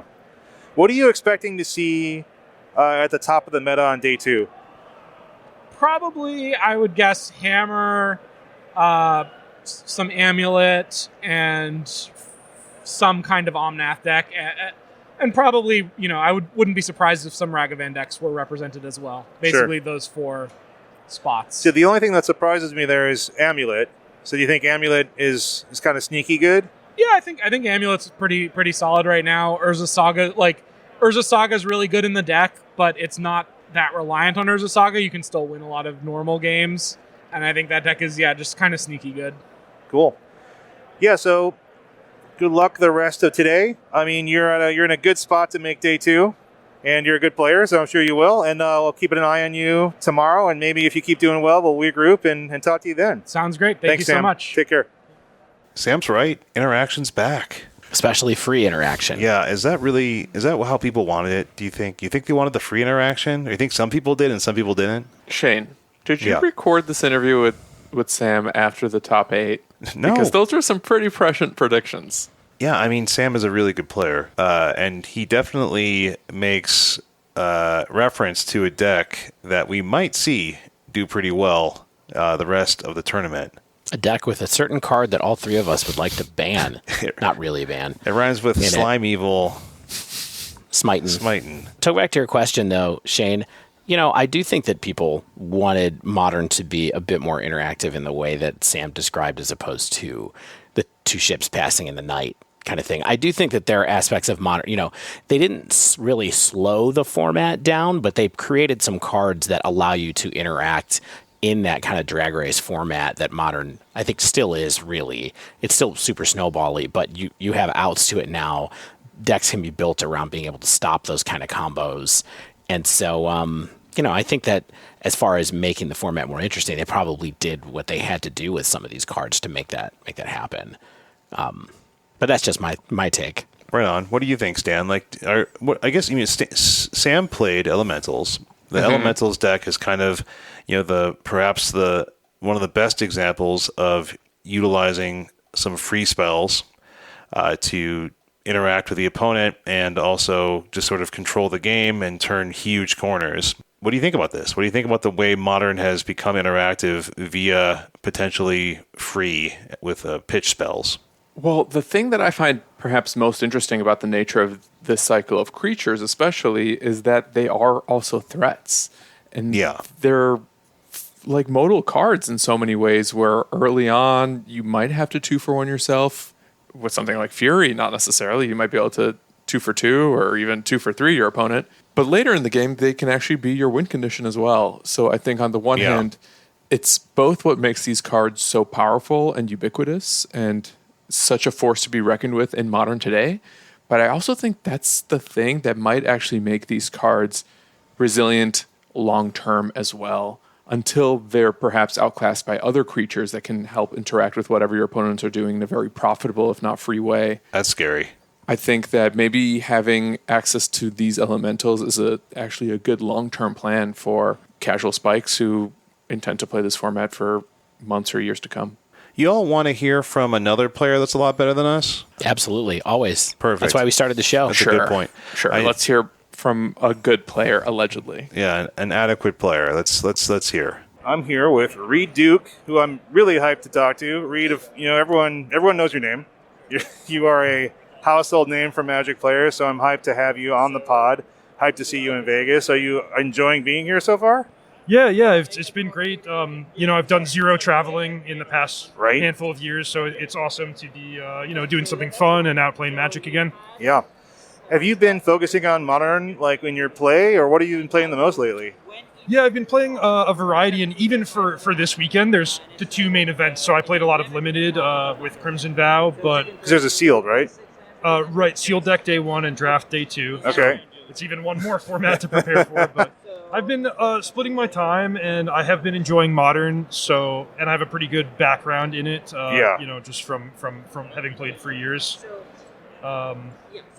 But yeah, I did definitely get a crash course and tried to make sure I would be sharp for this event. Yeah, I see you were on Yawgmoth today, which it's not totally surprising, but most people would probably equate you with a mid-range player, and there's a lot of pretty decent mid-range decks, I think, in the format right now, whether it's Rakdos or Jund Saga. What made you choose Yawgmoth over anything like that? Well, to be honest with you, I originally tried Yawgmoth mostly just as something to write about, for my column on Channel Fireball. But I loved it. I had a great experience. The deck was both good and really fun. Yeah. So I played it a bit more. It was the deck it was the deck I had the best results with. And then I also figured, it's fun, it's different. I'm not, doesn't need Ragavans and Urza Sagas to be competitive. I decided to pull the trigger on it. I was pretty indecisive even up till this morning. Well, yeah, what do you think lets you win with it? Well, it's the way the deck usually plays out is you mostly just spend the early turns developing, playing out mana creatures and getting, a wide board and a lot of resources to work with. And then when Yawgmoth hits the battlefield, a lot of people are prepared with, removal spells or one answer or another. But even if you can't win the game on the spot, you usually generate so much value that it's easy to rebuild, and you can just kind of, if you're willing to play hard and learn the deck and focus, you can kind of just find ways to get out of any situation based on the power of Yawgmoth as a card. For sure. I feel like you're a very even-keeled person. I feel like you don't have a lot of hot takes. So what about Modern are you enjoying right now, and what do you think keeps you interested in the format? I feel like you're not the kind of person who'd be like, yeah, Modern sucks right now. No, I mean, Modern is awesome, mostly because of the, basically infinite range of cards that you can play with. in standard, it's sometimes the case that you've seen 4 or 5 decks and you've kind of seen them all. People are changing one, a couple cards here and there. But modern, it's like everybody in this room has brought like a very, very different strategy for winning the game. Fast, slow, combo, beatdown, control, whatever it might be. And, that variety is kind of like what I think is special about Magic. So Modern's a good spot, and it's a great choice for an event like this. Yeah, right. It's like the people's format in a lot of ways. Yeah, People I think so too. Bring their favorite decks. Well, you are killing it with Yawgmoth. You're 6-0. That basically locks you for day 2, right? That's right. So we will see you tomorrow. Hopefully, you're going to keep just run a perfect record. That's what we need to see. That's what the people want to see from you. So we will keep tabs on your progress. Reid, it's awesome to have you on the pod that will be coming up this week. And thanks again. Yeah, thanks for inviting me. Wow. So Reid ended up going 11-3, came in 12th place. Sam unfortunately did not make day 2, but yeah, Reid was right there on the edge to make a top 8 again. Shane, you did it. You got a Hall of Fame player on the dive down. Yeah, all you got to do is ask. We had a judge call going on next to us, which was kind of hilarious. But what I liked about talking to Reid is, he's very thoughtful about his answers, and I think he really plays decks that he can get a lot of advantages with. And one thing I did like about his choice of Yawgmoth is, like you said, is like, as soon as I resolve a Yawgmoth, if I'm doing it in a position where it makes sense, I'm going to get so much value out of that card just by being able to sacrifice stuff that's on board, draw a bunch of cards. You can kill creatures. When I played against Yawgmoth in a side event, and even if you're removing their Yawg or something like that, they can typically do stuff like remove your small creatures with the -1/-1 counters. It's just a really powerful and good strategy. And Reid, and I know there's another Yawg player doing very well through day 2 as well, really showcased the power of the deck yet again. Stan, so that's the last interview I had from day 1. Let's talk a little bit about how your day went. I did not day 2. Oh no. I'm sorry. All of Shane's energy went to other people. And are you now living in a hotel in Joliet or something because you couldn't return to your family since that was the promise you made? I did make a public promise to my child that I would win for him. Fortunately, he doesn't know what's going on. He's 3 months old. He doesn't speak English really yet. He barely speaks English. I think he speaks Dutch. So, yeah, fortunately, I was welcomed home, and he was very happy to see me. I did not make day 2. I finished 3-3. The thing about these events is you need to go X2 to advance to day 2. So once you get your 3rd loss, you're out of day 2 contention. And when you have 1,000+ players playing at the same time, rounds go long, and there's a lot of, injury time, so to speak. So in the interest of maximizing my time in Las Vegas, I knew that I was just going to drop out after X3, maybe do some side events, visit vendors, talk to people.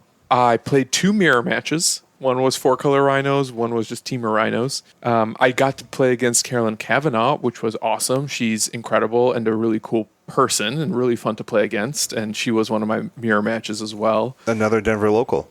That's right.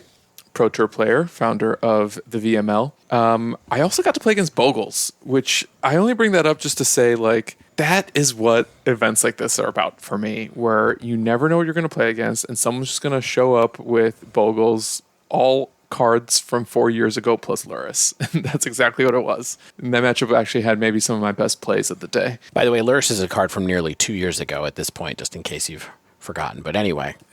My gosh. It all seems like anything we did on this podcast feels like 6 months ago. Yesterday. You know what I mean? Yep. Yeah. So long story short, although I did in day 2, and maybe there are times where I didn't play quite as tightly as I could have, I still don't regret pivoting to Rhinos from Murktide. I don't think any of the matches that I lost were winnable on a different deck. I think it was just another reminder that I still have room to grow as a player and as a competitor, and I certainly have a lot of opportunities to learn about this deck in particular. It felt great for me. I continued to play it in side events the next day, and I did a modern league, as soon as I got home on Sunday night because I had nothing to do with Rhinos. So yeah, I'm gonna continue to stick with it a bit. I think maybe explore different builds of it and see what happens with it in the weeks to come. Right on, man. Well, since you weren't able to make day 2, when I was trying to actually play some Magic, you took our rig and sat down or stood up with some folks on Saturday. Mm-hmm. starting with Eli Loveman. It is Saturday, and I am standing here with Eli Loveman, Magic Pro Tour winner. Which Pro Tour did you win, Eli? War of the Spark. War of the Spark. Very cool. What was that format? Modern and War of the Spark draft. Right on, right on. And are you playing in the Modern main event this weekend? I am battling in the Modern, yeah. And you're still on day 2? My record is 10-2, so I gotta, I think, win the next 2. Otherwise, I think it won't be good enough. But yeah. Right on. Best of luck. What are you playing this weekend? My weapon of choice is Hammertime. Okay. How did you settle on that one? It's just kind of in my wheelhouse. Other creature strategies didn't really seem that viable, and I have a lot of experience with Infect and White Weenie strategies, so it kind of was in my zone. Right on. Are you playing a Lurrus version or the Crusherbot Swords version? I thought I liked the look of that for Magic Online, but I think in an open tournament, I'd rather have Lurrus. For sure. What have you liked this weekend? Any other decks or strategies that you've been impressed by? Maybe things that have taken you by surprise? Well, I saw that Reid Duke was playing Yawgmoth, and that took me by surprise, because that kind of... You're not great against Rhinos because they have Trample, but you have a lot of resilient threats, and it's good versus the control decks. Kind of a good choice if you feel that you can make it into day 2, where you might face more of those strategies. And I think that would be my second choice. Other than that, Rhinos is always kind of solid, so those are kind of my 3 decks going in. Mm-hmm. And you mentioned you're 10-2. What did you lose to? I took a loss to Burn because I didn't sideboard correctly against their deflecting palms. And then blue-white can be a tough matchup if you don't get a good start. For sure. What are you hoping to play against in the next few rounds today? Well, I haven't been playing a ton of Modern, so judging from my experience just in the event, I think the Jund Saga Van deck feels like a decent matchup. Not sure if that's true. Yeah. And then maybe a mirror match. I feel pretty in the zone in the mirror. Interesting. What's your plan in the mirror? You just kind of have to focus on Shadow Spear a lot because it's very easy to chump block a hammered creature. So it's basically a race to Shadow Spear. Second after that is Seal of Cleansing plus Lurrus is kind of a lock. So those are the 2 things that matter the most. For sure. You mentioned you don't play a lot of Modern. What did you do to prepare for a weekend like this? Well, the Innistrad, I don't know, whatever you want to call it these days, Pro Tour or whatever is coming up. So I've been testing a lot of Standard and Historic, but I've always had kind of my ear to the ground for Modern. So I saw that Hammertime was a deck, and I saw, well, Yawgmoth Nexus, 2/2 for 2, sign me up. Yeah, right on. What do you think about the general state of the format, either from your experiences playing this weekend or even, whatever prep you did before the weekend?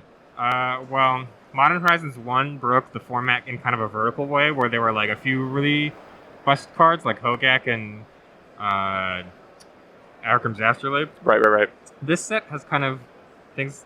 There are a lot of broken cards, but they fit into a lot of different decks. Like, you can't play there's Esper Sentinel and Urza Saga for artifact strategies. There's Solitude and Fury for mid-range strategies. There's Shardless Agent and Fire Ice for Cascade strategies. So things are diverse, but it's a lot. It's very powerful. If you're out here playing old cards, you might that might not be a winning strategy. Definitely look to play one of those decks that's powered up by Modern Horizons 2. You do have a lot of options, but I would definitely focus on one of those decks. Right on. Very cool meeting you. I'm wishing you the best in this tournament. And even if you don't make the top 8, what was some of your highlights from this weekend? I had a lot of sick draws. Yeah. I had my opponent in round 9 was the victim of the Thoughtseize bug, so I got a laugh out of that one. And no turn 2 kill, but plenty of turn 3 kills to go around. Listen, that's good enough for me. I won't complain. Yeah. All right. Eli Loveman, very nice meeting you. Thank you for being a part of this special episode of the Dive Down. Good luck in the tournament. Have a good day. Take care. Right on. For sure. For sure. We have Stan's new catchphrases. Who wants those on a shirt or a button? Right on, for sure. Sure. Right on, for sure. Sure. Awesome to hear from Eli there. Dave, how did he finish up, this former Pro Tour winner? 55th place. Man, it's almost like good players that are good at Magic keep winning. You know what? This type of player, though, having the high level success he had and being at 10-2, probably was a little disappointed with finishing in 55th. Yeah. I mean, maybe disappointed is not the word. I just imagine that for people like that, they want the big prize. They've had it before. They know they can do it. They want to do it again. So it's a whole different level metric of success than the three of us have, Right. Yeah. On that note, clearly very friendly person. It was a privilege for me to chat with him, and I really enjoyed that time that he shared with me. But when someone says to me, I haven't really been playing a lot of Modern, but I'm 10-2 in this tournament, I'm ready to just turn around and walk away on the spot, because I play Modern nonstop and I scrub out at 3-3. I wish I knew how their brain works. That's what the next cycle of the dive down is about. The brain of the competitors. We also had another old friend of the pod that you found on the floor, Stan. That's right. We had a real, genuine, in the flesh scientist. Was he doing shadowy science again? It was some kind of dark magic, that's for sure. All right, Stan here. It is Saturday, and I've bumped into none other than previous guest, Michael Rapp, the shadow scientist. Hey, how's it going? It's going great. Last time you spoke to my co-host, Dave, we've never met before. It's so nice to bump into you in person. Yeah, nice to meet you. Have you been playing Modern this weekend? Yeah, I played the main event yesterday. I played Shadow. Things didn't really break my way. Ended up missing day 2. Okay. Hey, me too. Yeah. Which version of Shadow did you play? Grixis. What did you like about Grixis right now in particular? I think that having access to counter spells plus a clock is important, which led me to either Shadow or Murktide, but I think Murktide is significantly weaker to the Solitude decks than Shadow is. For sure. What do you like about the format right now in general outside of Shadow? Do you think Modern's in a healthy place? Do you think MH2 has contributed to format health at all? Yeah, I think Modern is among the healthiest it's been in a number of years. There's several distinct, very different archetypes that all have different game plans, but it doesn't feel like any deck is dominant, and it feels like the best deck kind of floats around every week or two. Mm-hmm. What went wrong for you yesterday, do you think, that cut you out of day 2? I aimed at a fairly specific metagame, and I didn't really play against a lot of that. What were you aiming towards?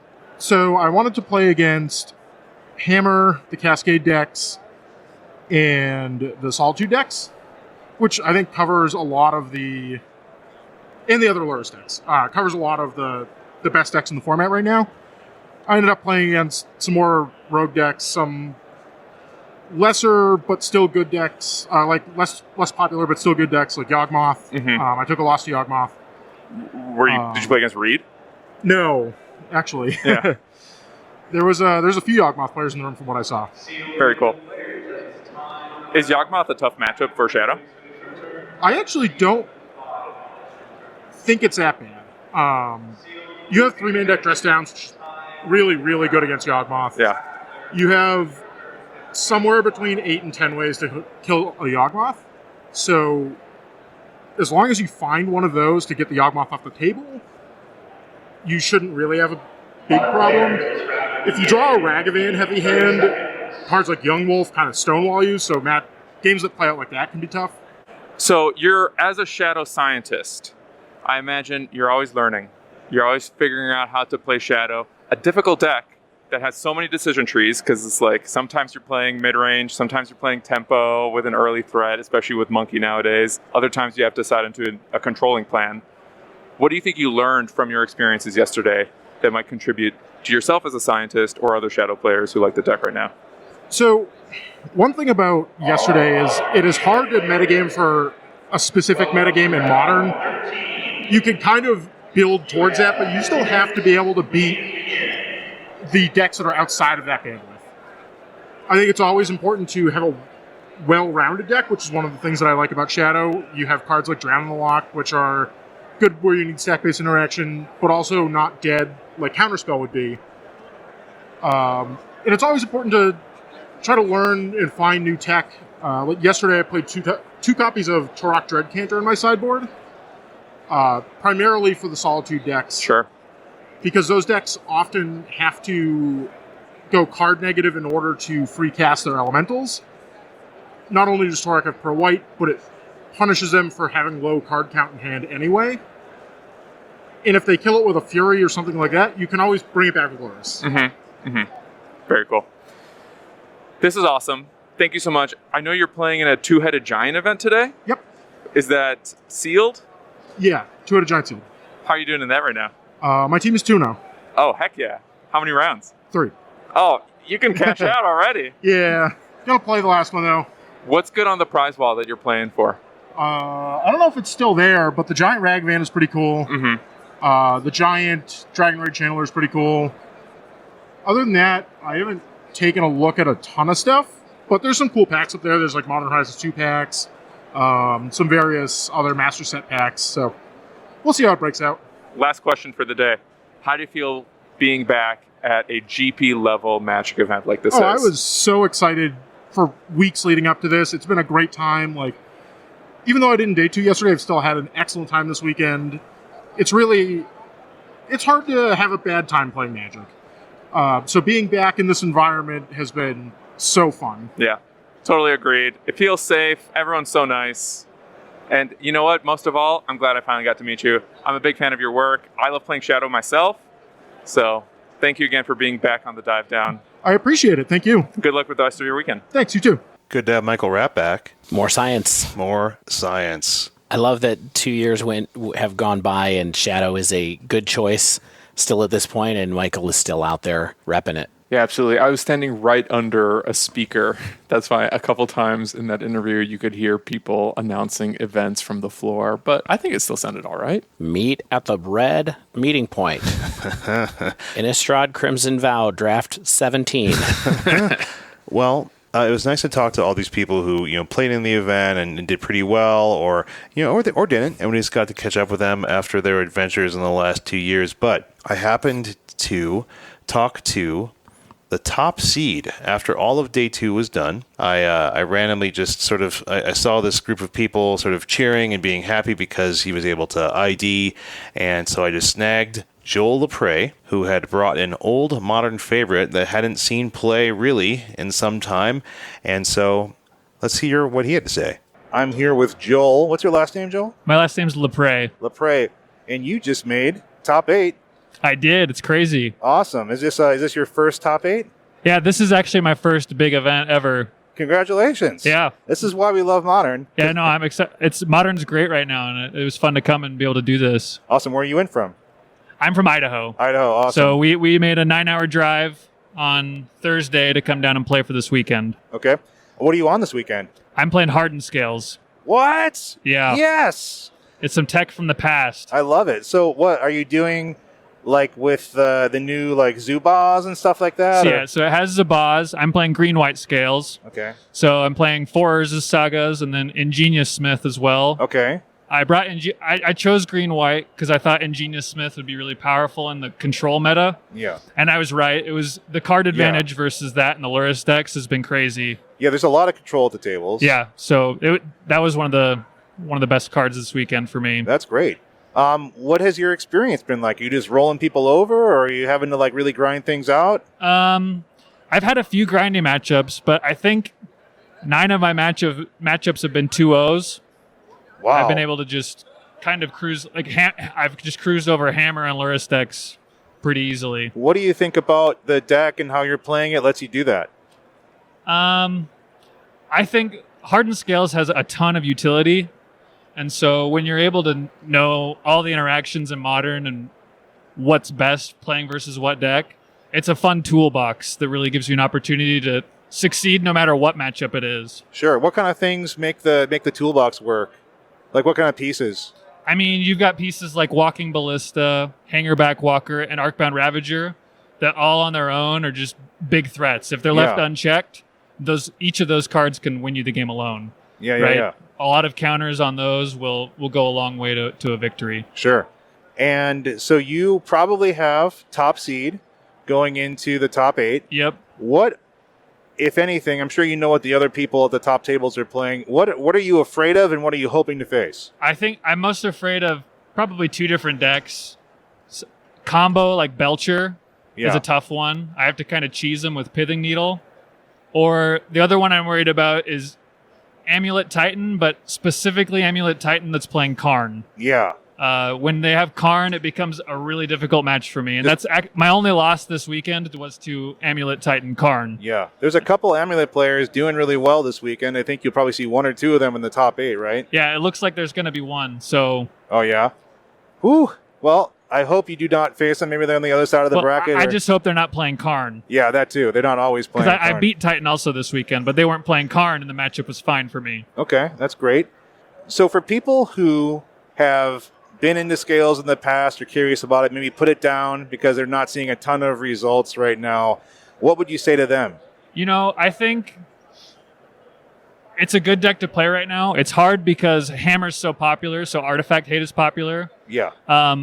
But I think that if you really practice the deck, you could be successful with it no matter where you're playing. You just need to master it and really understand the interactions and the format. Yeah, have you been playing a lot of Magic Online or? Yeah, I've been playing some MTGO for practice for just Hardened Scales.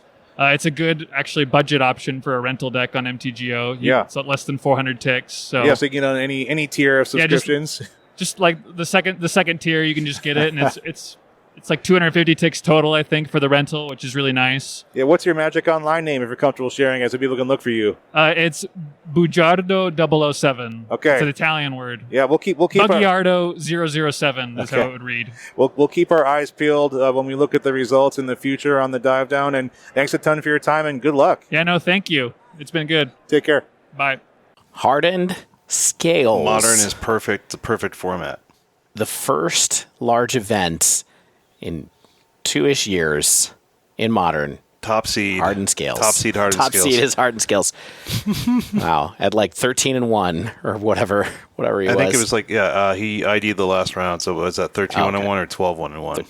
Yeah, one of those two. Yeah, so amazing. Ingenious Smith putting in some work, he said, against the decks with interaction, like the Lurrus decks especially, he said. So, I mean, Ingenious Smith, some people are swearing by it in Hammer. He's swearing by it in Selesnya Scales. I mean, card searching can be good, right? Certain metagames, like he said, he had a plan for why he was playing it. He understood what it was doing there. It also means that he recognizes metagames where this deck and also this card might not be particularly good. So that's cool to hear. I love when people kind of do well with something that they've invested that kind of thinking into. Right on. For sure. Right on, for sure. So let's talk about this top 8, since we know what Joel was on in the top seed. His Selesnya Scales build with looks like it was a red splash a little bit for like the Zabaz activated abilities. I mean, potentially making Prismatic Ending a little bit better. And with that Ingenious Smith tech in the main, made a lot of sense. But the rest of this top 8 was potentially equally surprising, if not equally awesome. Second seed, I believe, was Jeff Zhao on Sultai Infect. I'm sorry? Yes. Infect, my friend. Sultai Infect. So it looks like there was basically a black splash to play Phyrexian Crusader, which has protection from white and protection from red. Seems like a good idea in this meta. I mean, who of the interviews earlier mentioned that they thought Phyrexian Crusader was well positioned right now? Was that... I forget. I think Sam Pardee mentioned something about it. But Sam Pardee, yeah, mentioning that they were good against Solitude and Fury. Guess what? I think that's true. It's the same reason that people are playing Turok. It's just got another extra line of protection. Yeah, Solitude, Fury, Unholy Heat, Fire Ice, good old-fashioned Lightning Bolt. Yeah. Like Fatal Prismatic Push Ending basically isn't a card right now. So protection from red and white really just takes care of practically every removal spell in the format, it feels like. Yeah. Yeah, Teferi can't even bounce it right. Like That's Brazen Borrower has to tag this thing back to hand with Petty Theft. Yeah, and Drawn in the Lock out of Grixis Shadow or something like that, or the Grixis Piles. Yeah. I mean, the sideboard, I like this one. I mean, besides the Phyrexian Crusader, it looked a lot like kind of classic Simic Infect. The sideboard had a lot of newer cards, however. 4 Endurance, 4 Force of Vigor, 3 Gem Raiser, which is one of those Evolve Mutate cards. Mutate. Which does a disenchant effect. Mm-hmm. Yeah, so I guess why not? But awesome. Yeah, awesome. All right, what else is in here? Levi Sprung on Amulet Titan. So this is where another one of Sam's predictions comes true. This is the Karn the Great Creator version, which Joel mentioned he was not looking forward to facing down. It's essentially Amulet Titan. Got a couple cavern main, one in the side, along with some other land and artifact tutor options for the Karn the Great Creator package. And then right after Levi was Andy Wilson, also on Amulet. Really similar build to Levi's. This one had 3 Cavern main. We know we've been hearing from Zach just last week about how Cavern and Amulet makes a lot of sense due to all the control running around out there. He had some slightly different sideboard options, did Andy. 5th seed, Nathan Stoyer. I feel like we were just talking about this person in some way, shape, or form. Well-known Magic online grinder at this point, kind of, I believe, one of the people that people refer to as the Zoomers. They were on Zoomer Jund Saga. It looks like Jund Saga to me in the deck list. Up next after Nathan was Edwin Coloran on Rakdos Lurrus, Rakdos Kroxa, basically Spike's deck of like the Rakdos Rock deck. He chose to have no Void Mirrors in the side. Instead was running a couple Shattering Sprees, which seems to make sense if you're expecting a lot of hammer. Up next after that was Ivan Espinoza on 4-color control. It's a bunch of good cards. And then last but not least, we have Steve Pearlman on Indomitable Creativity. So we have Indomitable Creativity. I wouldn't really know what a stock version of this deck looks like, but I think we might be hearing more from Steven in just a little bit. Oh, is that a tease? It's what we call it in the Viz. What do we think about this top 8? 2 Amulet, 2 kind of rockish decks, and then 4 kind of decks on their own, let's say. Is that right? Yeah, I mean, so when Shane and I spoke on Friday morning and you heard, I was saying something to the tune of, so many players, this is the type of environment where a deck can take us by surprise. And what I was not anticipating is that 5 decks would take us by surprise. Most of the decks in the top 8 were kind of surprising, right? Yeah. In some way. Yeah, in some way. So, I mean, I think that makes this version of Modern a great success. I think we would have been pretty bored if the finals was Blue-White Control versus Money Pile. You know what I mean? But the fact that Scales can make it into the top 8, as well as Infect, even Indomitable Creativity, which is a deck that, Mana Symbol loves. It's proven itself in Modern challenges, and I think it's starting to get slowly more popular. Knowing that you don't have to play Omnath and pitch elementals to be successful in this format, I think is probably a positive, and I think is a really encouraging signal to people who may be keeping their eyes on the results from this event. Yeah, I feel if you had asked anybody, including us, what are the decks you expect to see in the top 8? Many of them aren't here. There's no Azorius Control. There's no Murktide, no Hammer, no Rhinos, and we see these decks instead, and that's awesome. It just goes to show again that Modern's wide open. Yeah, I would note that we talked about a lot of people who you interviewed who finished strong with some of the more on-meta decks, right? Reid came in 12th with Yawgmoth. I saw that a player who's well-known from SCG, Mason Clark, came in 9th place with 4-color control as well. So, as I saw results coming in over Twitter, I think you see some of the more quote-unquote Magic Online, quote-unquote, expected meta appear in a more concentrated way. And so I hope, I said, I hope that Channel Fireball puts these results out somewhere for us to look at later, so we can really get a picture of how different it is. But from the top down, it looks like there were a number of decks that kind of cut through the meta by being novel, older strategies that were well-tuned and well-timed for this particular weekend. And, of course, a little bit of good luck. But like you said, Stan, when there's 1,400 decks that start out on something like this, you're going to have random interesting things happen. Yeah, I'm hyped. I'm glad this was the top 8. And so let's just talk about how these players ended up finishing up. We had tournament winner Edwin Coloran on Black Red Kroxa, a.k.a. Rakdos Rock. Second place was Steve Pearlman on Indomitable Creativity, made it all the way to the finals. Third and fourth place finishers were in the semis were Jeff Zhao on Sultai Infect and Nathan Stoyer on Jund Saga. And then our quarterfinalists were Joel Lapray on Scales, Ivan Espinoza on 4-color control, and then our 2 Amulet Titan players, Levi Sprung and Andy Wilson. And Black Red 1. Black Red 1. What do you know? I mean, just the flexible, powerful hand interaction deck with some of the best creatures in the format. Why not? Yeah. Yeah. Kroxa is a heck of a card. Yeah, and I suspect Stephen Pearlman was probably frustrated to be paired against Black Red in the finals there, because that's, as we pointed out in previous episodes, considered a very poor matchup for the creativity deck in particular. Yeah. I remember Zach talking about that a lot, or Zach Ryle talking about that when he was on a couple weeks ago, for sure.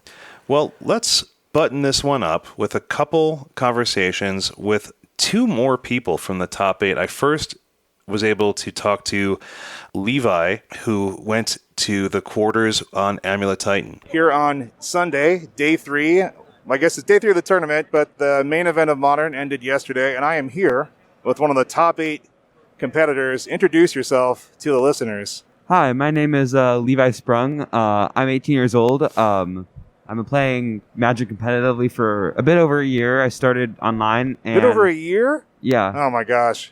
And now this is my first paper tournament, and I top 8, and I happened to get top 8, and I'm pretty happy about it. Yeah, what were you playing? I was playing Amulet Titan with Karn the Great Creator. Yeah. Yeah.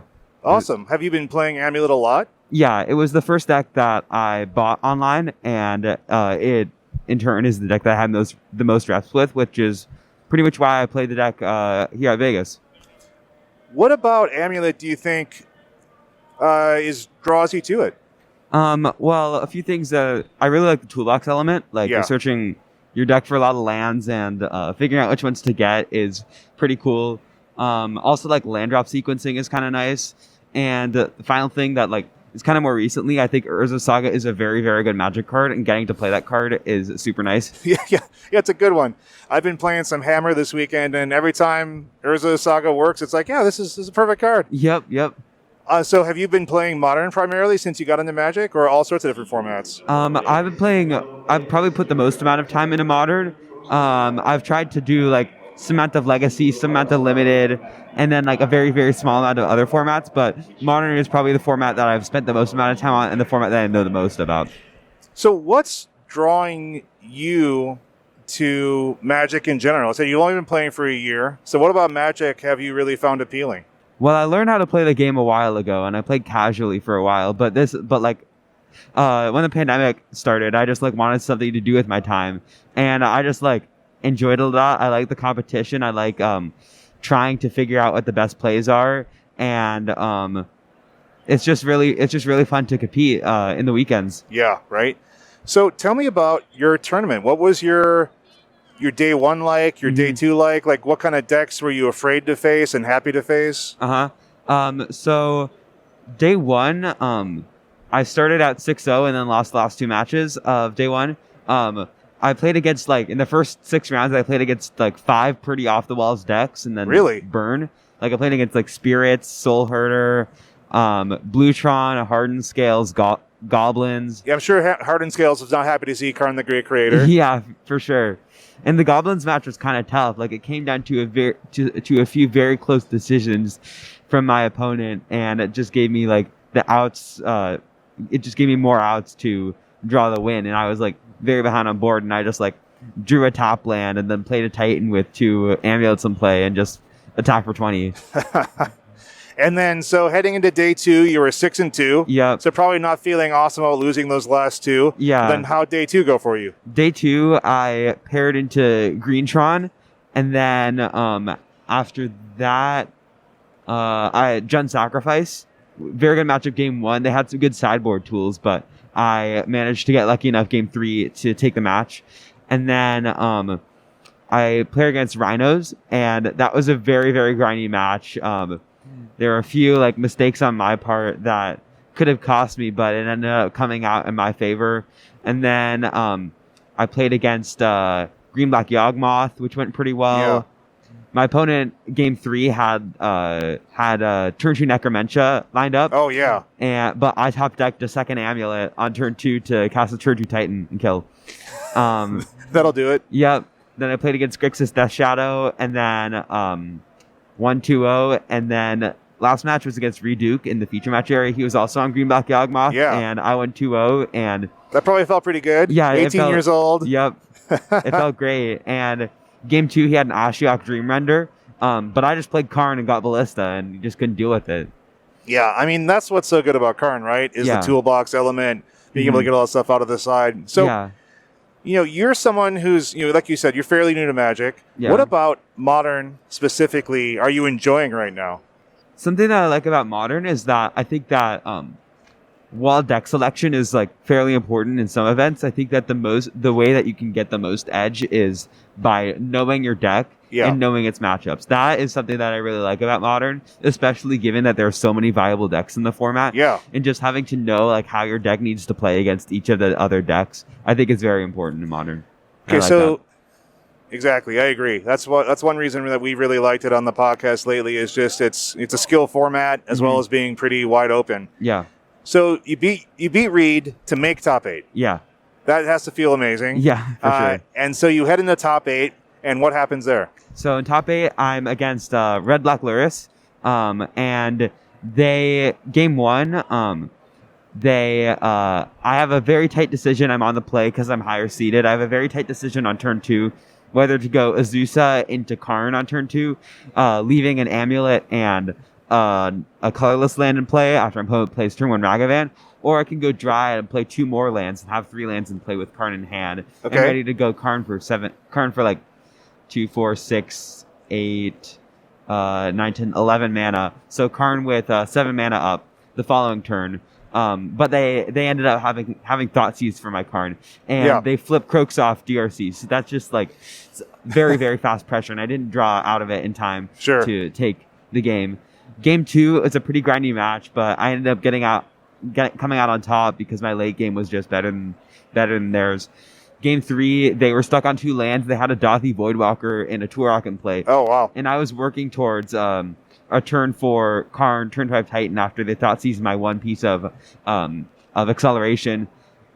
And then they drew a Thoughtseize to Thoughtseize my Titan, sack the Voidwalker, make a 6/6, and that was just it for me. Yeah, that'll work. Yeah. Well, I mean, it's too bad that you losing in the quarters is still really amazing for your first Paper Magic tournament, for being a new player. Thank you. I'm sure we'll hear about you in the future. If people want to interact with you online, are you on Twitter or anything like that? Or my Twitter is at Sprung, Sprung, Levi. And then I occasionally stream on Twitch at Leviathan102. That's also my Moto handle. I play a lot of Moto. Got it. And if I stream, I usually post that to my Twitter. So if you want to hear about that, you can just follow me on Twitter. Sweet. Well, we will definitely keep our eye out for Leviathan102 on Magic Online. We're always watching those results. Congratulations again on making top 8. I'm sure we'll hear your name in the future. And I'll see you back in Colorado, my friend. Yeah, thank you. Bye-bye. Well, should we just quit or what? 18 years old, first Paper Magic tournament, top 8 after playing MTG for a month. Beats Reid Duke. Not a month, a year. Yeah, A year, thank you. Defeating Reid Duke and for your win and into the top 8 seems okay. Seems fun. Shannon, what happened in your first Paper Magic tournament? I don't remember. You forgot to cast Stormbreath Dragon? Stormbreath Dragon pre-combat, if I remember right. Do you think Levi would do that? I don't think so. Okay, I was saying how I think Levi wrote a tournament report that we retweeted today, and I'm guessing that he didn't take any notes. I'm guessing he just remembered all of it because that's the kind of trap brain this kid seems to have, and I'm sure we're going to hear about him in the future. All right, well, we got to close this out, or Tanner is going to get us. Yeah, so we got one more. We got one more interview to play. Let's roll it. I'm here with Steve Pearlman, finals finisher with Indomitable Creativity, right? Indeed. Awesome. Congratulations. Thank you. That's a deck I feel people are paying more attention to. I hope so. Is that something that you've been playing a lot of? Oddly enough, no. I played about 4 or 5 leagues when the Velomachus version was popular. Yeah. I tried Velomachus. I tried the splits of Velomachus and Emrakul. I tried double Emrakul. I was actually very much not sold on Emissary Emrakul. Anyway, I had like 4 or 5 4-1s with it. I never Fido'd on Moto with it, and I kind of put it down. And blue-white control started becoming really prevalent, and then I started playing a bunch of blue-white control, and my opponents kept timing out on Moto, which scared me because I thought I would get unintentional draws. But I've been a big combo player and a big control player, and my buddy Ting, who's been on the tour a bunch, has been playing creativity for the past few months. I played him with control, and he smashed me, which I didn't think was going to happen. And then I started going through decks, and I really liked that I kind of could play my control deck, but with an I win button. And I was deciding between creativity and Black-Red Lurrus, oddly enough. Because I thought Torok and Voidwalker were extremely well positioned. Ended up deciding with creativity. Ended up playing Black-Red in the finals. So both, I think, would have been good choices. But the deck's really powerful. Yeah. And people don't have a lot of experience against it. That's important.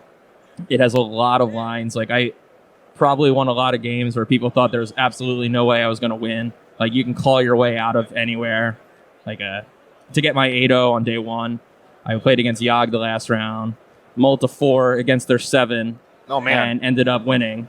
Like, the deck, like, Ren and 6 is a hell of a card. Teferi is a hell of a card. And the difference between all the other Ren and 6 and Teferi decks and creativity is, you know, they're playing the value game for the most part, with the exception of Bring to Light Scape Shift. But I believe their plan, like, while Dryad's a good plan, it's a slower plan. And, like, creativity is just a lot faster. And sometimes you need those, like, oops, I win fast hands. Yes, exactly. And, yeah, I love the deck, and I'm going to play more of it, and I hope it sees more play. Awesome. Have you been playing primarily Modern lately? Yeah. So I used to be more of a limited specialist. Okay. I took like a 7 or 8 year break from Magic. Sure. And got back in within the past few years. But as of the past year or so, I've been playing primarily Modern. Awesome. And what makes you into Modern right now? I like the power level. Yeah, it's bittersweet. Because there's so many decks you can play against, and you can play, which is super fun and interesting in like an Eternal format, you know, Legacy sort of way. At the same time, it's kind of hard because you have to hedge against so many different decks, and I'm uncomfortable knowing that I'm going to go into a match and likely lose. And Creativity is one of those decks where, like, Burn is by far your worst matchup by like a very, very wide margin. Sure. But with the exception of Burn, you know, I felt like I could beat everything, and I love, once I find that deck in Modern, like, it's a hell of a ride. Yeah. Because you get to play against so many different decks. The matchups are super interesting. Yeah. And, yeah, it's a hell of a time. Yeah, so if people, you know, listening to this pod, they're like, well, I've heard about creativity. You guys have talked about creativity. We've seen it kind of creeping up. What are kind of the first tips, the biggest tips that you think people could use to level up their game with creativity?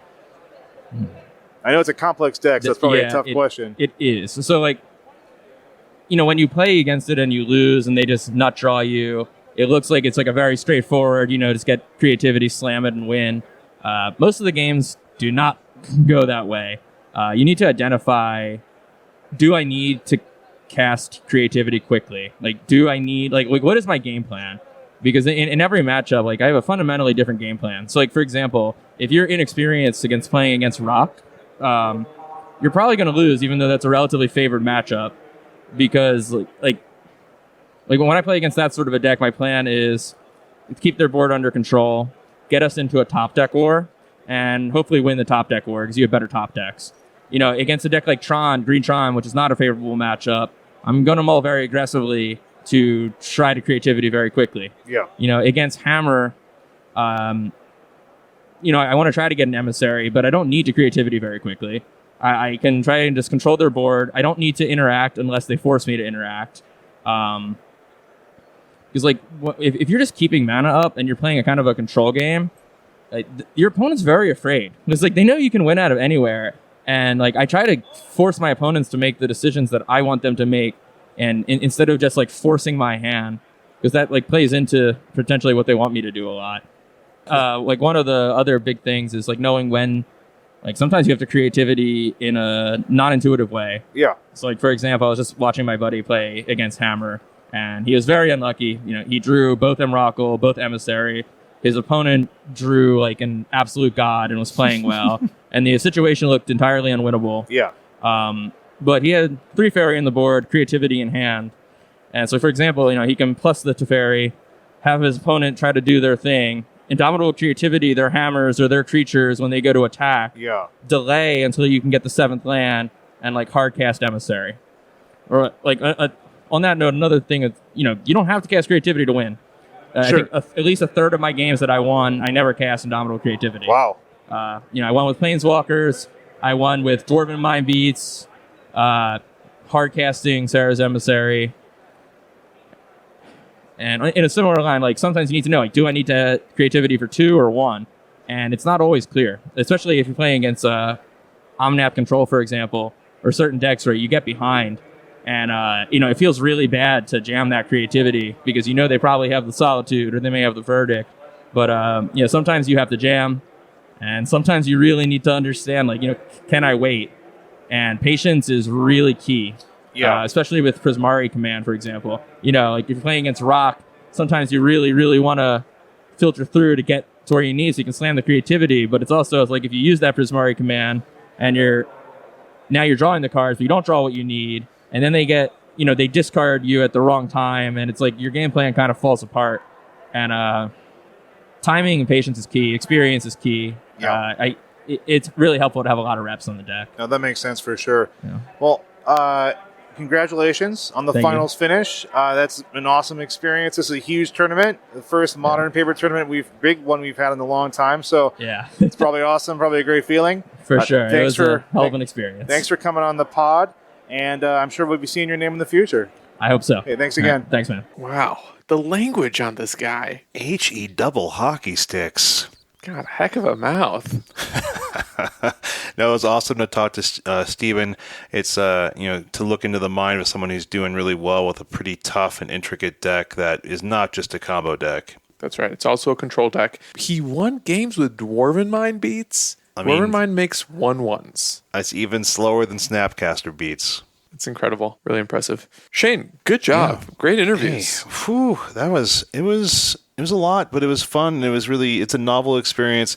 If you've made it this far, try to let us know what you thought about this format. It's definitely not something we can do very often, but let us know if you want us to try to do it again in the future if we've got paper events, because it was a lot of fun. Maybe we can just follow Reid Duke around. Yeah, just with a microphone. Just, hey, Reid. Travel to Magic tournaments like people used to travel to Grateful Dead concerts. Just sell T-shirts in the parking lot to pay for our trips. We can do the recording. What do they call those tapes? The tape traders, the bootleg traders. We can just bootleg GPs. Well, 2 minutes. Let's do 15-second takes. What do you feel about Modern, and what do you think about the format right now? Dave, you were not there. As a person on the outside looking in, I'd love to hear you answer first. I think that I can't wait to just try out a couple of these weird decks from the top 8. Maybe fire up some Scales or some Infect and see what happens in some leagues. They seem like the kind of stuff that I would be into at different points in time. I would love to play the winning deck, but I feel like that deck is going to be all over Magic Online for the next couple of weeks. It already was because of Evert's recent success with the deck, so I'd probably stay away from that one. I'm not too interested in looking in on Belcher or any of the combo lists, so I think that it just depends on that kind of where would I would probably put my effort into something more aggressive and fun and kind of off meta. Love to see what the rest of the meta looks like. So again, Channel Fireball, if you're listening, I know you're collating those deck lists. I know you are. Let's see what happens. Yeah, I wish we could see the day 2 meta. Like we didn't really have any data to work with, so that's why we only focused on the top 8. My 5 seconds. I think Modern's great. You get 2 seconds. Dave, if you're worried about this red-black rock deck, you know what I think is a very good matchup? Team of Rhinos. No, it is. It actually, it is. I mean, you can kind of get through it with some discard spells, but they usually get you generally. Yeah, sometimes just they'll top deck a Violent Outburst, and that's it. Totally. So, it's 11/22, November 22nd. The MTG Store Championships are happening in like 3 weeks. And a lot of stores are doing modern events. So there is another competitive REL modern event that a lot of our listeners can play in a few weeks. Okay? Safely. Yes, safely, ideally. Almost like a little SCG regionals, but WotC promoted with a lot of sweet promos. The reason I bring this up is because 3 weeks is a lot of time to practice a deck, get to know the format, and maybe come up with a plan for what you want to do if you want to compete in an event like that. I almost wonder whether the best approach for that type of environment is not to figure out how to play red-black rock or how to play Murktide or Blue-White Control, but rather find something that people aren't expecting, like an Infect or an Indomitable Creativity or a Hardened Scales, and get really good at that and know your matchup against the top of the meta with something like that to take people by surprise with a very proactive strategy. And maybe this tournament is evidence of the potential for that type of strategic approach where maybe you know what the problematic cards are and then you play something like, not exactly, but as a hypothetical example, Phyrexian Crusader that has protection from what the top of the meta is usually doing. And, maybe there's a lot of opportunity right now to juke the meta game because of how powerful and established so many of these top decks are. That's an astute 15-second take on Modern, Stan. I appreciate it. I do want to thank all of the people who took the time out of their day to talk to me, talk to Stan, made this episode what it was. We appreciate all of you. Thanks to the patrons who hung out with us. You made the weekend a lot better than just showing up and playing some cards. So thanks again. Yeah, all the friendly faces that we got to meet at the event, people who came up to us to say that they liked our show. Thank you, thank you, thank you. It was my first time in Vegas. I'll never forget it. I'll go back. Maybe next time I'll go home with more money than I showed up with. Video poker. Anyone? But that does wrap up this week's show. If you haven't yet, make sure you subscribe to our podcast so you get the latest episodes as soon as they come out. And if you use Apple Podcasts, please leave us a rating and review. If you'd like to submit a question to our podcast, you can tweet us at The Dive Down, all one word, or email thedivedown@gmail.com. You can also leave an audio message that could appear on a future episode over at podinbox.com/thedivedown. If you'd like to support the show, you can join our Patreon, where joining at any tier gets you access to our indubitably discreet Discord Dominion. Find that over at patreon.com/thedivedown. Shout out to manatraders.com for sponsoring our podcast. If you sign up for ManaTraders using promo code TheDiveDown2021, all one word, you'll get 15% off your first 2 months of renting Magic Online cards. As always, special thanks to the bands Nowhere and Spaceblood for letting us use their music. And until next week, get out there and viva Las Vegas!